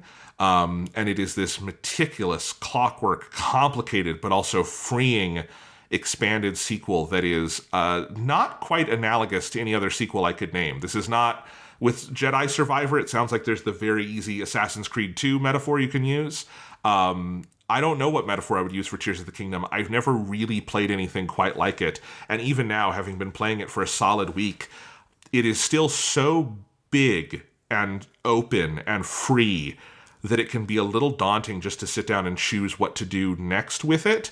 Not in like the Ubisoft, oh my god, my checklist is really long kind of way, but just in the world is so big, and the ways you have to interact with that world are so vast and complicated and multi-layered that there is a level of like player freedom here that is kind of radical, I think. It's a fascinating game. Yes, this is also the part, Jonathan, where I have to say I have also been playing this game. I did not buy a Switch, but I have been playing this game. You could maybe read between certain lines. If you have listened to our last episode of Japanimation Station, you maybe know certain things are possible. But yeah, so I've not put a lot of time into Tears of the Kingdom, but I have been playing it using a personal computer, let's say, to check this game out. And it is so, because I really wanted to play it partially just to see, as someone, to be able to talk about it on the podcast, as someone who did not like Breath of the Wild, what is Tears of the Kingdom like from that perspective? And while I'm not nearly far enough into, I wanted to give a definitive answer, because I enjoyed Breath of the Wild for the first 10 or so hours. It was after that point that I felt like the game became very bland to me.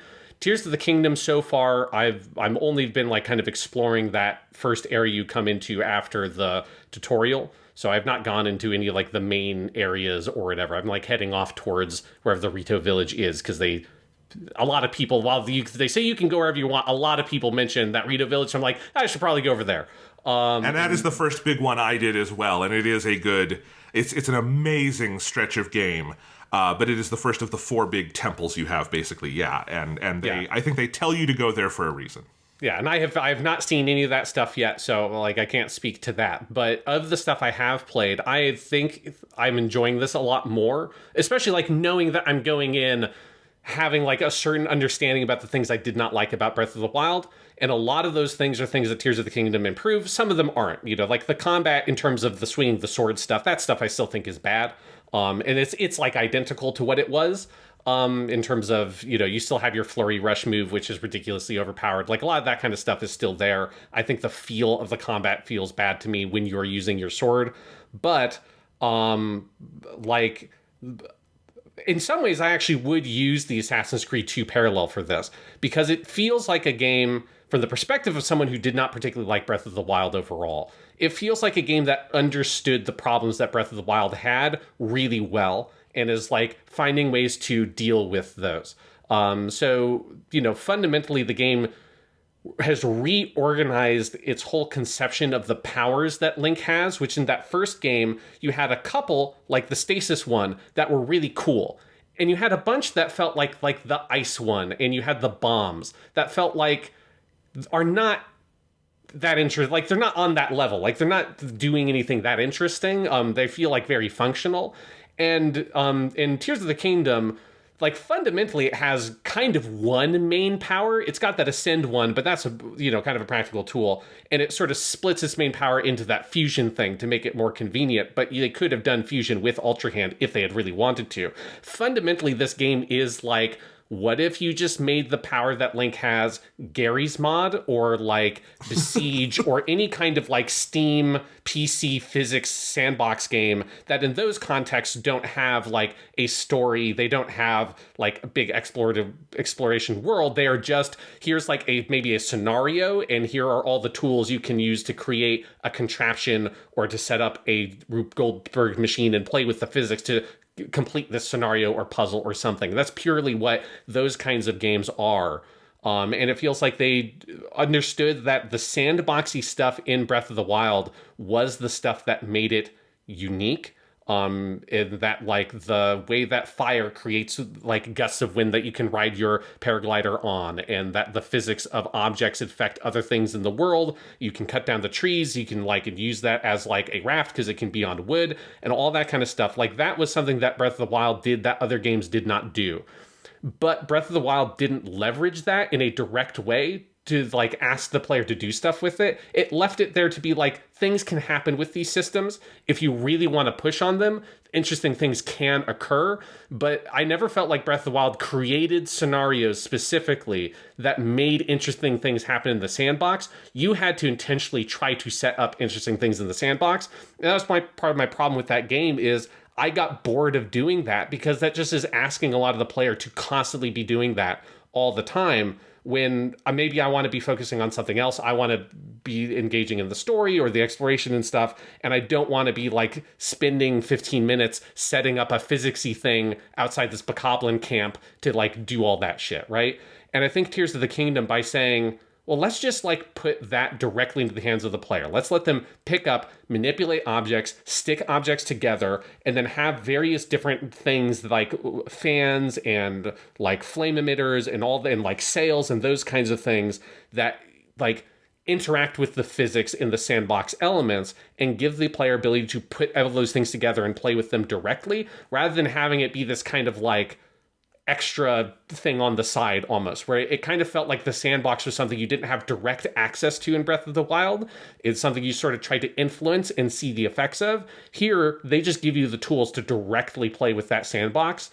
And I think that is a massive improvement that I think makes it much more accessible to the player. And then it also means that the scenarios and the puzzles and the open world things that they set up take direct advantage of that design, not the combat, and not like the other things that Breath of the Wild did that were not, I think, particularly interesting. And so most of the puzzles I've been doing have felt much more interesting to me. I've run into open world combat scenarios where the sandbox became relevant in a way it never felt to me in Breath of the Wild. And so that immediately feels like a really substantial improvement. And then also another thing that I think is a big improvement.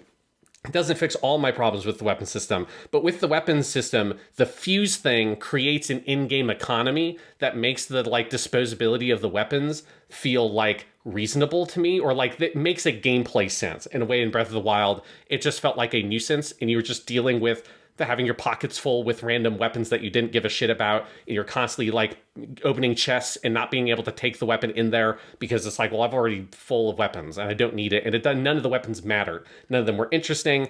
It was just like this sort of like busy work that the game made you do to deal with menus all the time with your weapon management. Here, you still have some of that busy work. I still think it's deflating to open a chest that you fought a camp for, and there's a weapon in there that you can't use because it's bad, and you just like close that chest and walk away. I wish that they put some stuff in to fix some of those problems, like be able to break weapons down for resources or something.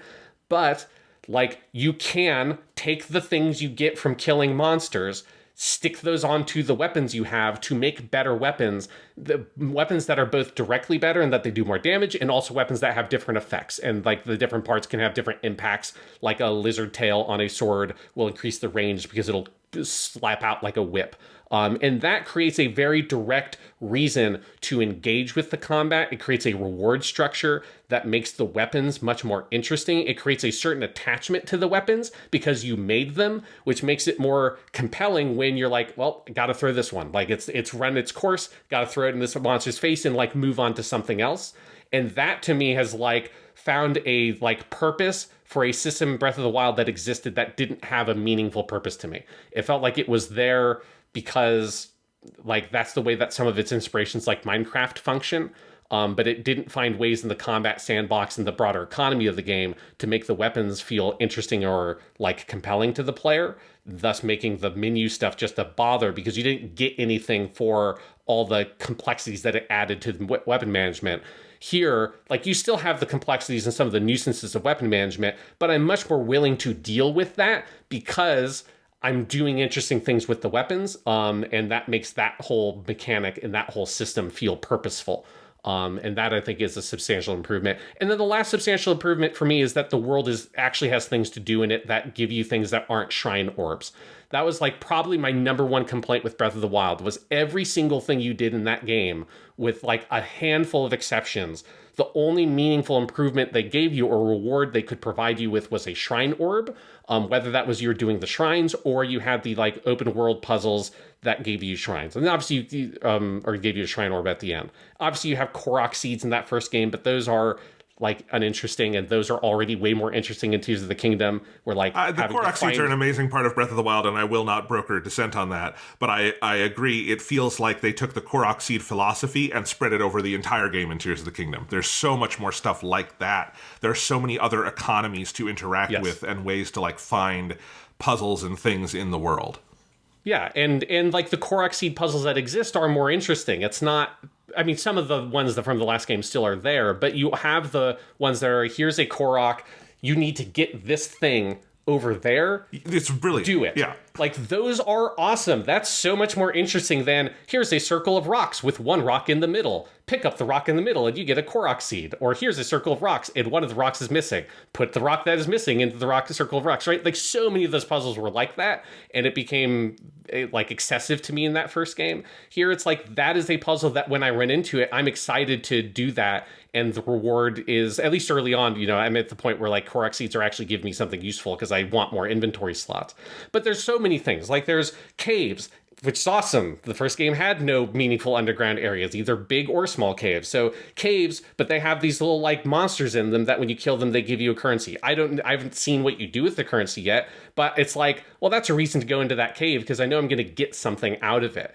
I've already found more pieces of clothing like early on, that feels like that is like something that feels more readily actively available, where that didn't feel like there were many of them in Breath of the Wild. So I'm already getting some of those, and there was a character I met that pointed out where some of them were. You're getting more mini side quests some a little bit larger, some are very like small, but they're using the sandbox stuff in interesting ways. There's almost like bits and pieces of this game that weirdly remind me of Gravity Rush 2 was a game I thought about, where Gravity Rush 2 has a bunch of those little tiny quests that are just about helping people in the world using the physics.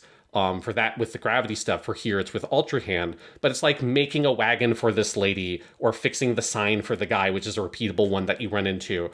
Like those add a variety of different kinds of objectives you're accomplishing that have flavor and personality to them because they're based around characters you meet in the world, that you're having to use your abilities in interesting ways to solve those. Like there were so few of those kinds of things in Breath of the Wild that like everyone remembers the like 5 of them that were there in Breath of the Wild because that's like the only ones you had, and so much of the rest of it was so sparse. And having more characters populate the world and have them have more things they can give the player to do, to me gives me just like much more of a kind of a motive to continue exploring, because I feel like I'm not doing the same small handful of objectives repeated over and over and over again. I'm running into new stuff that feeds into a wide array of different sort of reward structures and systems and mechanics that give me variety as a player, give me something to like chase after, and motivate me to continue engaging with the game's mechanics, which is just something that I found incredibly lacking personally in Breath of the Wild. Well, yeah, and I liked Breath of the Wild obviously quite a bit more than you did. But I generally agree with this. I think Tears of the Kingdom took a long, hard look at like, what is the thing people liked most about Breath of the Wild? Which is, I think, the world, the sense of freedom, the sense of exploration, the sense of player motivation, right? And that the world could feel alive in those ways. And they said, how can we make Tears of the Kingdom expand on that? And I think it is exponentially better at all of those things that people liked Breath of the Wild for. And I think that's what is so cool about it. So, like, if that sense of discovery is something that spoke to you in Breath of the Wild, it is so exponentially bigger here, because that sense of discovery is not just letting the world unfold, which is all there because it is fundamentally the same map at the core of it, although there's all this other stuff too. And it has all of that, and it uses the same sort of map system and all of those philosophies that have already, we've seen, been really influential on games ever since, and for good reason, because that's the stuff that was so core to what Breath of the Wild did. But I think that it's built all these mechanics you're talking about, Sean, on top of it that lead to, you know, this is the conversation each time my brother and I have had a couple of phone calls just like checking in on this game. And it's like we're constantly telling each other things that we've figured out that we had no idea you could do. And it's like every time I sit down to play this game, those core systems of Ultra Hand and Fusion and what you can do with the weapons and some puzzles and like ways Ascend is useful, that like it's constantly like a bigger, more free system than I think you realized at first blush. And I do think it's not just that those systems exist in the game. I think the game is very good at creating designed environments for those systems to be leveraged, along with a lot of other freedom as well. But part of like how those systems are designed to be leveraged, one of the things I'm most impressed with like the shrines, for instance, is that I'm often getting to the end of a shrine going, I have no idea if I did that the way the developers intended, but it worked. And that is a thing that like, it's something I feel like this is something I find amazing about Tears of the Kingdom is as developers, you have to have a certain level of trust in the player to give these tools out in the first place. And then you have to have a certain level of trust in like the physics and the like just general foundation of your game itself to let these tools run wild, because there are ways around problems that you can invent a million different fucking solutions out of, and they can be very silly or they can be very straightforward, but they can all sort of work equally well. And there's a lot of scenarios where I've run into where I'm like, I know I could do this a different way, but I'm doing it this way, or I'll see someone else having done it differently online, or I'll talk to my brother and he's like, oh, I did it this way. And there is that level of like free exploration, but I also think that it is designed in a way that leverages that really, really intelligently. Like the one that for me has been the revelation, because I was really bad about using it in the early hours, was Ascend, which is you can just click. Ascend, which I have to imagine is inspired by years of Nintendo developers watching people do speedruns of Ocarina of Time and Mario where they clip through the world. And they're like, well, what if we just added clipping through the world into our game? And that's what Ascend is. And realizing how much the world is designed around making Ascend really useful, like, I spent a good amount of time exploring those caves and getting frustrated because I was having trouble getting out of the caves until I remembered I can ascend out of these caves. Or like, oh, I can ascend up into that enemy encampment and come out in the middle and fuck them up. Yeah. Or like, this shrine wants me to use ascend. And like, there's a lot of places where it is this, I think, balance between creating systems that are big and free and encourage creativity, and then creating scenarios and designed elements of the world, be that just the way the open world is laid out, or specific scenarios within that world to encourage that creativity. And I think Tears of the Kingdom is so good at both of those. Yes. And I think retrospectively, I think it bothered me less, but I think you're generally correct that Breath of the Wild fell maybe short on the second one of those particular. And Tears of the Kingdom, the balance is, obviously it's working because it's all anyone's talking about, and for good reason. Yeah, because I've cleared out several like enemy bases and stuff like that, and like every single one I've done, there have been like multiple things in there that have like clearly been put there by a game designer to be like, here are some tools you can use to clear the space. That's not just run in, flurry, rush, and kill everything with our very bad combat. Like there's just stuff that you can do, whether it's ascending into enemy bases, that they build the bases for some of them such that they create spots for that, or here are little pockets that will have explosive barrels. And then you have like all like the crazy things you can stick onto arrows with fuse that do different effects that give you different abilities. Or it's also like one thing that's fun is you've got those like Zonai like monster, like not monsters, but like robot thingies in the world. Yes. And you've got the bokoblins, and there are multiple scenarios I've seen where you can set things up to get them to fight each other and things like that, which I suspect some of that probably did technically work in Breath of the Wild, but I don't remember engaging. I don't remember like seeing scenarios where it felt like, oh, I can make these Lizalfos fight the bokoblins or something like that. Here it's like, no, you can destroy this barrier, lure this thing over here, and like cause this giant battle to happen. You just sit back and watch, which is one of the most fun things to do in any video game. Ever going back to the original Doom, making a fucking zombie shooting imp, and then now the imps and zombies are fighting, like that's a fucking video game. And I feel like Tears of the Kingdom really has figured out ways to build in spots for those powers to be like, to make sense, to be effective, and for that to be very clear and legible to the player, which is a really critical thing, to like make the player feel prompted in some ways by the game to remember, oh, right, I have Ascend. So this little, like, why is this weird little nook here under the base? Aha, Ascend. Or it's like, why is there these like logs over here or whatever of Ascend? Like, or there's a big iron ball that they can use as a trap. Well, I can use it as a trap with my Ultra Hand and like all that kind of stuff.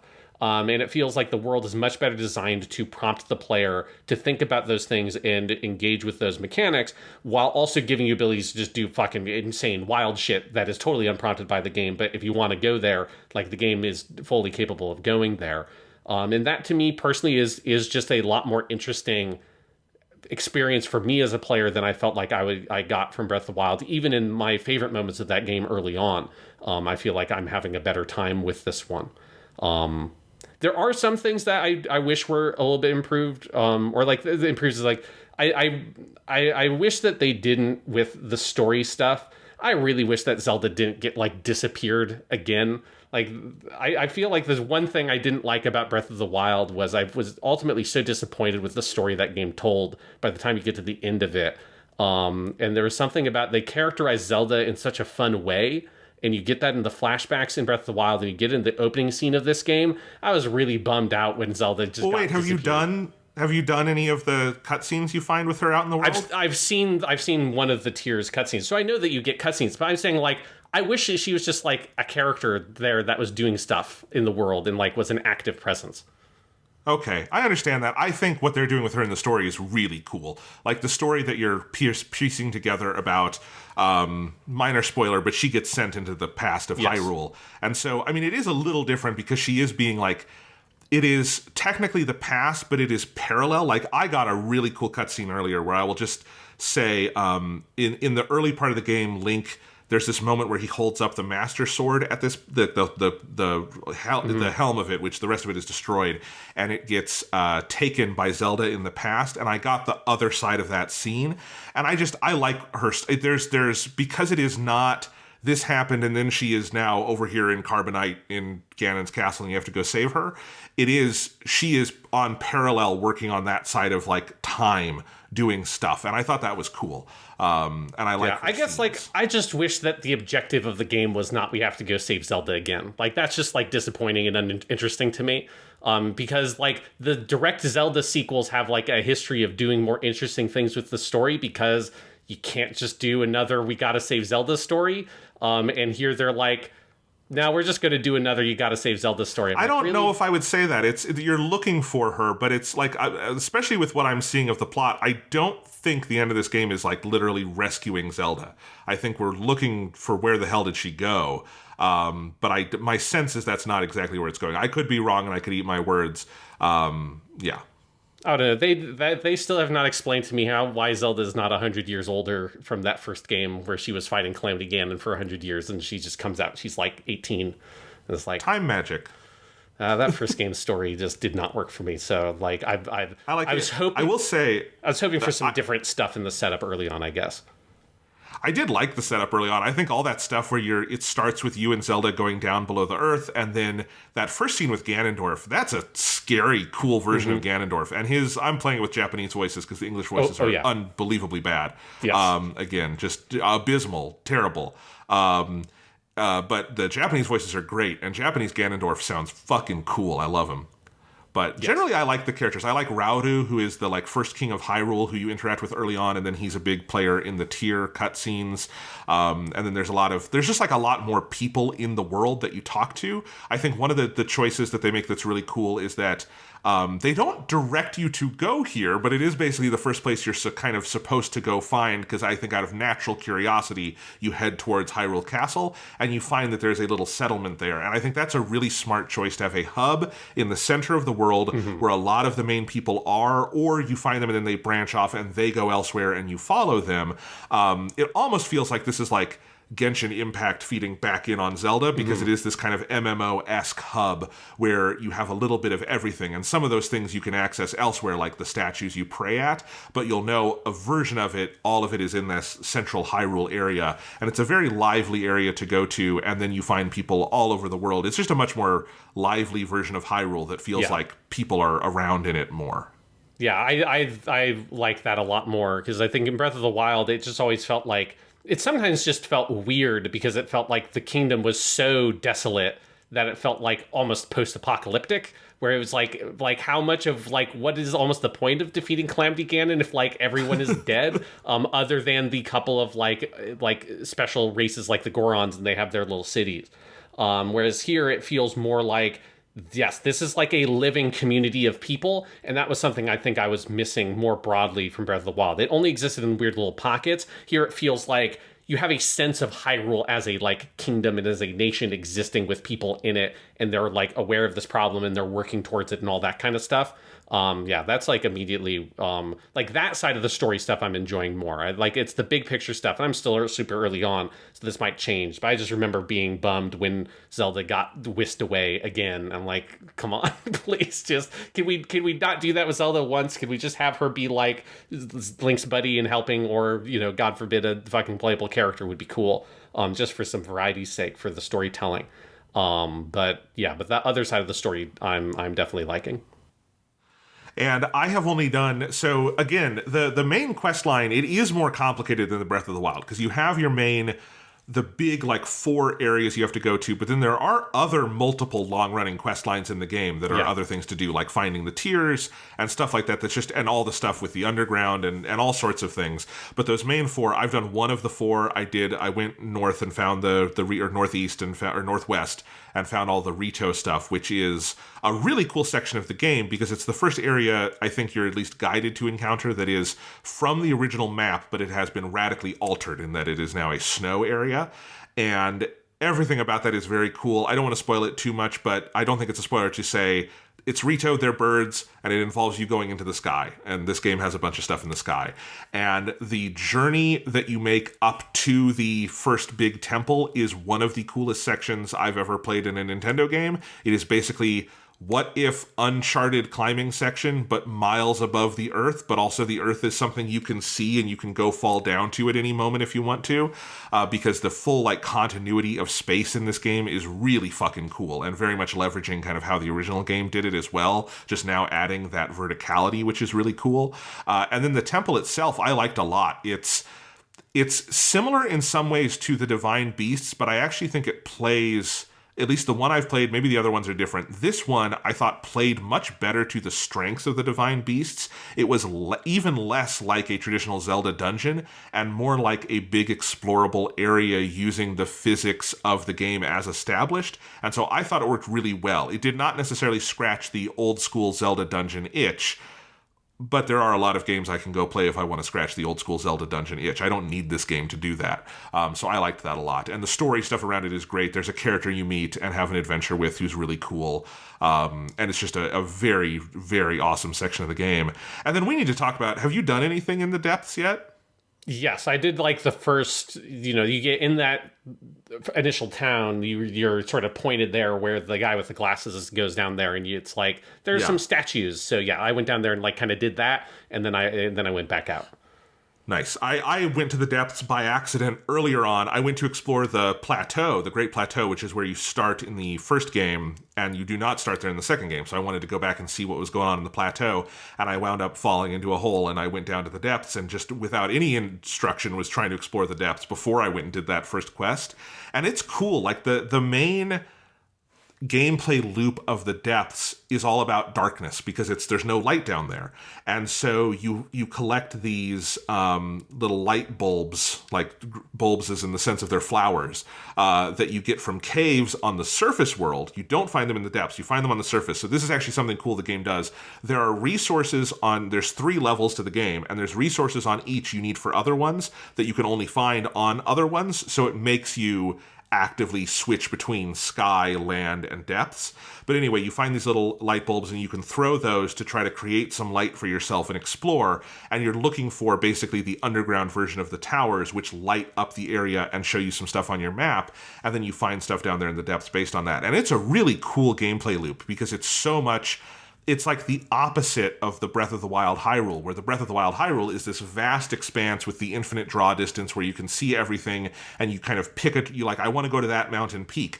And in the depths, you can't see very far in front of you at all. So it's a very different kind of journey.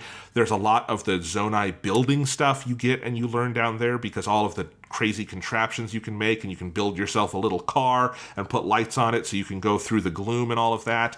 It's neat, and it is also just mind-bogglingly big because it is just the entire landmass of Hyrule doubled underneath it. Yeah, like I said, I've only sort of like dipped my toes down there with that first quest line. It does seem interesting. Like, is the one thing I want to know, is there more variety to the sort of environment? Because like everything I saw when I explored around there was all like very samey. It's sort of like it's the same kinds of trees, the same kind of sort of like blasted underground surface. Like, is there any variety there, or is it just kind of like that in all the different sections? I don't know if I would go so far as to say it's all like that, especially because I did one of those moments where I thought I had explored a lot of the depths, and then I zoomed out on the map and went, there's way more of this than I've seen. I think it generally has a pretty similar like underground aesthetic with kind of similar trees and rock formations, but there are places you'll find that are different. There's some like mines and settlements and things like that. I found an area earlier with a story about the Yiga clan that was really neat. It is samier than anything on the surface, which is much more varied because it's a big surface world. But I don't know. There could be something crazy waiting for me down there that I have not seen yet, too. Okay, just hearing that there are like settlements, like that's like kind of what I wanted to know. Just because like I went around like a little bit more than what I had originally looked at, but like I kept on going for a while and just didn't seem like there was anything there. But I probably just was like in a particularly like empty section of it or whatever. Like I have to imagine, because there are different holes on the surface that go down. Yeah. I have to imagine that they probably like populate those sorts of areas with like places of interest. I think so. And there's multiple like big ruin sites that have like big statues and like things to interact with. There's areas that are inaccessible just moving through the underground that you have to go back up to the surface and find a different way in. So that breaks it up too. I've been dealing with that a little bit. And there's some cool stuff, like there's some rewards on the surface where you'll find treasure chests, and it gives you a map to something in the depths and just marks an X on your map, and you have to go find it in the depths. That's really neat, yeah. And there's stuff like that, I think. And then there's stuff you will find in the depths that leads you back to the sky. I will say one of the coolest things I've found so far is in the far northeast. I was exploring, and I found, do you remember the big maze in Breath of the Wild? Mm-hmm. The big, it's like this tall maze that you can climb up and look down, but then you have to go around. There is a 3-tiered version of that across all 3 parts of the map that is really neat as a quest line. That's nice, that I did last night. That maze in Breath of the Wild was one of the things about that game that I thought was silly, where it's you could do the maze, or you could just fly over the maze and drop down into the center of it where they all led to, and just take the treasure and climb up and leave, which is what I did. I was like, I feel clever for being able to solve this, but also I just completely fucked over this entire piece of content. It is more complicated, yeah. Yeah, I feel like Tears of the Kingdom has understood a little bit that it's okay to put some of those kinds of barriers in front of players. Genshin Impact has some mazes like that, and they're just you maybe can see through the top, but there's an invisible barrier that you have to actually go through the fucking maze. And I think Tears of the Kingdom has a little bit more of that, of sometimes you just got to go through the maze. Sometimes you just have to engage with the content. You can't just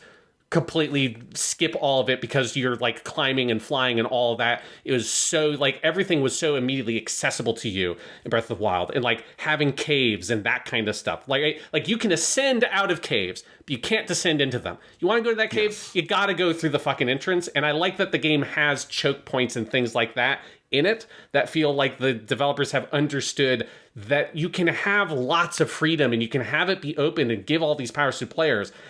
And you can still do certain specific things to restrict specific areas to make them have a more designed experience, to prompt players and give them something variety.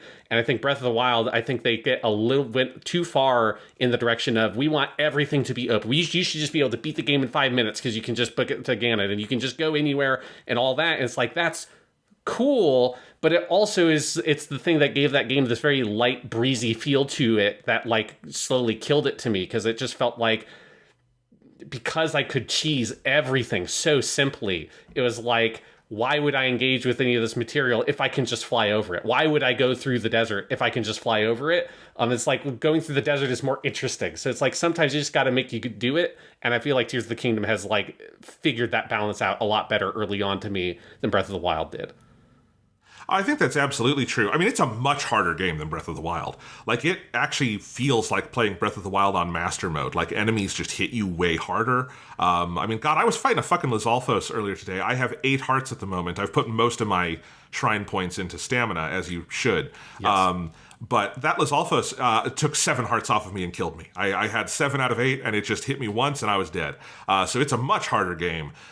Which I think is smart because you have many more tools to work with. But yeah, and that maze, for instance, Sean, I tried the fly overhead and find the center. Well, if you go to the center, it's locked. You have to find something else in the maze to get to the center. Yes. Yeah, there's stuff like that. It's smart. And then there's the gloom, which is something you find in the depths, is also in there, and it's fucking with you.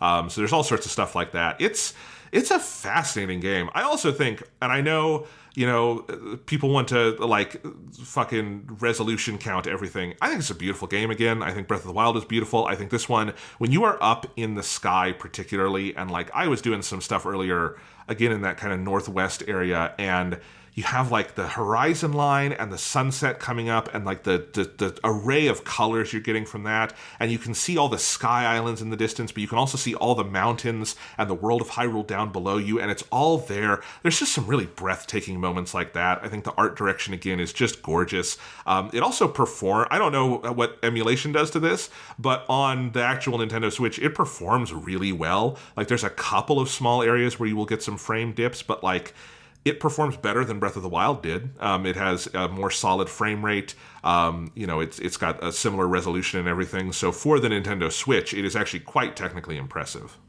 Yeah, I obviously can't speak to what that's like playing it on the Switch. I will say for me with Breath of the Wild, which I played the fucking Wii U version of that game, I remember thinking that I felt like the art style was really good. Obviously the art style is really good, but I remember feeling like the technical shortcomings of the console got in the way of the art style of like the lower resolution and the really jagged appearance of the game, because it didn't have anti-aliasing, like really hurt the art style for me in a way that was it was a game that sometimes felt kind of uncomfortable for me to look at because of how sharp everything was, because of that lack of anti-aliasing. And so playing it on, I mean, I think just looking at videos, that I don't have as much of an issue with that on the videos I've seen of the Switch version of Tears of the Kingdom. But then also, if you play it via emulation, you can fix that. You can force anti-aliasing. You can play at a higher resolution. I think there is technically a mod to allow you to lift the frame rate cap and play it at 60, but a lot of the game's logic is programmed at 30 frames per second. And it plays, this is like Jedi Survivor. This is a big open world action adventure game. You don't need to play it at 60. It's like, It would be cool if you could. It is not at all a big deal to me that I'm playing it at 30 frames per second. It has good motion blur, like it looks smooth, like it's fine. And it is nice playing it at a higher resolution that I think makes the art stand out better. It feels like the art isn't sort of having to be shoved through a slightly like lower resolution filter than what it feels like is kind of designed for or wants to be. You know, like if you go to that original Tears of the Kingdom trailer they had, which is higher resolution and does have anti-aliasing and looks really fucking good, and that is not really how the final game looks because it doesn't have all that post-processing on it.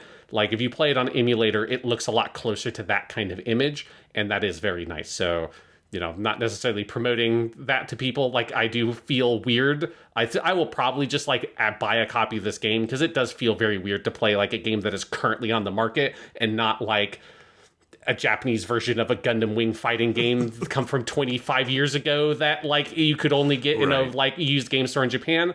So it's like, I don't want to just say people should just emulate this thing. But if people are interested in it, it's fucking super easy to do.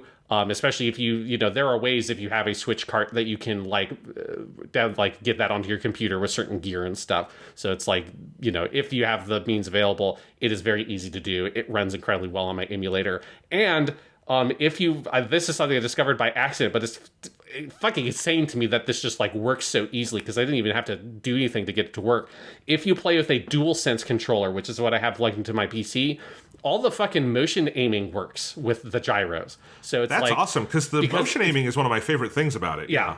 And it feels really good. It's tuned really well in the game. And so I'm actually like using that for aiming the arrows and stuff for like the fine adjustment. And so if you use a DualSense, like it just fucking, I'm using Yuzu as my emulator. It fucking just does it, and I'm like, that's insane. That feels like a thing that would be it seems like a thing that would be hard for an emulator to do, but it just like reads that on the controller and like does it right away, and that's fucking cool. Yeah. No, Tears of the Kingdom uses the gyro in Breath of the Wild did too, in very smart ways. Like anything where you want that little extra fine motion, like stuff you would want a mouse for on your PC, it can do that. So like you're aiming with your bow or like taking pictures with the camera, all of that stuff. In fact, I mean, same with Breath of the Wild. I play this with the split Joy-Cons when I'm playing on the couch because there's something about having the two where like one of them actually aims is how the Joy-Con work, and that's just a little more precise. That feels very good.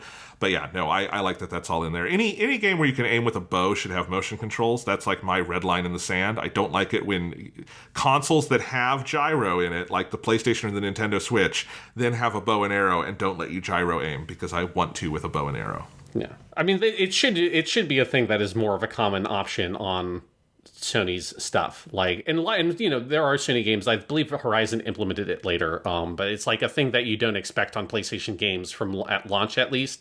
And it would be cool if they did it more. It's one of those things that's like, I really wish the Xbox controller had that shit in it. Because if all of them had it, I feel like developers would be more inclined on those third-party games on Xbox and PlayStation to implement that kind of stuff. Because it's cool and it's useful. And it's like, Gravity Rush on Sony did it super well. And so it's like, it's a thing that you can turn off and you can use right stick aiming and it's totally fine. Like, you don't have to use it. It's an option in the game. But for the option being there, I wish it's a thing that more games did because it works super well in Tears of the Kingdom.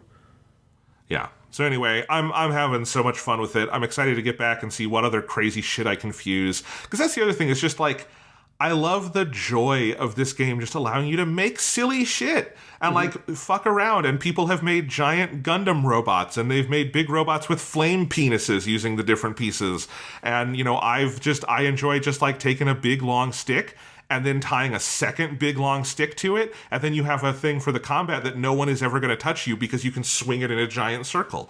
It's insane. And I think that enemies do that too. Like, you can fight enemies, and then you're like, what the fuck is this? And it's like, why do you have like a rusty halberd and like a super thick stick stuck to it? Like, what the fuck were you doing, you weird goblin man?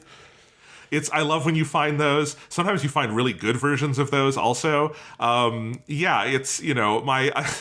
my brother was like, the other night, he's like, have you been fusing all your most powerful weapons together? And I'm like, I've been doing some of these. Like, no, you have to take your 2 strongest weapons and tie them together, because then you have like a weapon that can do 60 damage. And I'm like, I should start doing that. And there's just, and I've also found things where I think I found if you tie like a shield to a stick, then you get like extra sneak strike. And so then I'll do stuff like I'll fuse a puff shroom to my arrow, which creates a bunch of smoke. Then this was great in an enemy encampment. I did this the other day. I threw in the puff shroom, and then I went in with my shield stick, and then that gives me extra if you attack them from the back power. And because they were all disoriented because of the smoke, I just went 1, 2, 3 and killed every bokoblin behind, execution style. And it was great. And I love it. And, I saw this morning there was an interview with Eiji Aonuma where he confirmed this game was done like in March of last year, and they just spent the last year like bug testing the crazy physics and systems.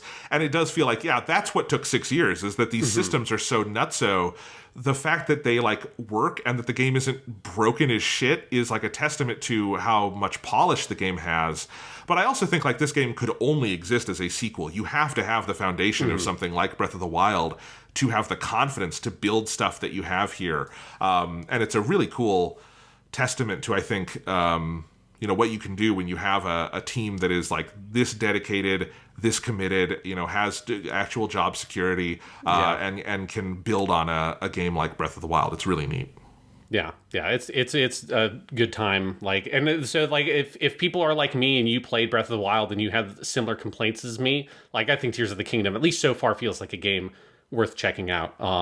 There are a couple of points that I wanted to say. I want to remember to say in the conversation. One, Ascend is a cool power. Is it just me, or is it kind of, there's something kind of gross about it? There's something like about the image of when Link's like half sticking up out of the ground when you can like look around and pop out. That's like a little bit gross feeling. It's like I get like a weird sensation when I see him do that. It is weird. My brother and I were talking about this the other night, and one, I love that you can go back. If you pop your head out and you look like a fucking groundhog seeing your shadow, and if you're like, you know what, no, 6 more weeks of winter, you can press B and go back down, which is great. I do wish, though, that when you popped out in a monster encampment, it kind of freezes time. I think it would be funnier if all the monsters like saw you and were like, what the fuck? Link is sticking halfway out of the ground, and I would love it if they were coming to attack you, and then you hit B and you're like, nope. I think that would be even funnier. Yeah, it is. I think it makes a lot of sense from a gameplay game design perspective why you'd have this power. It is also like kind of gross and creepy that he can just sort of slither his way through solid stone and just like peek his little fucking elfy face out and just like look at you, a little freak.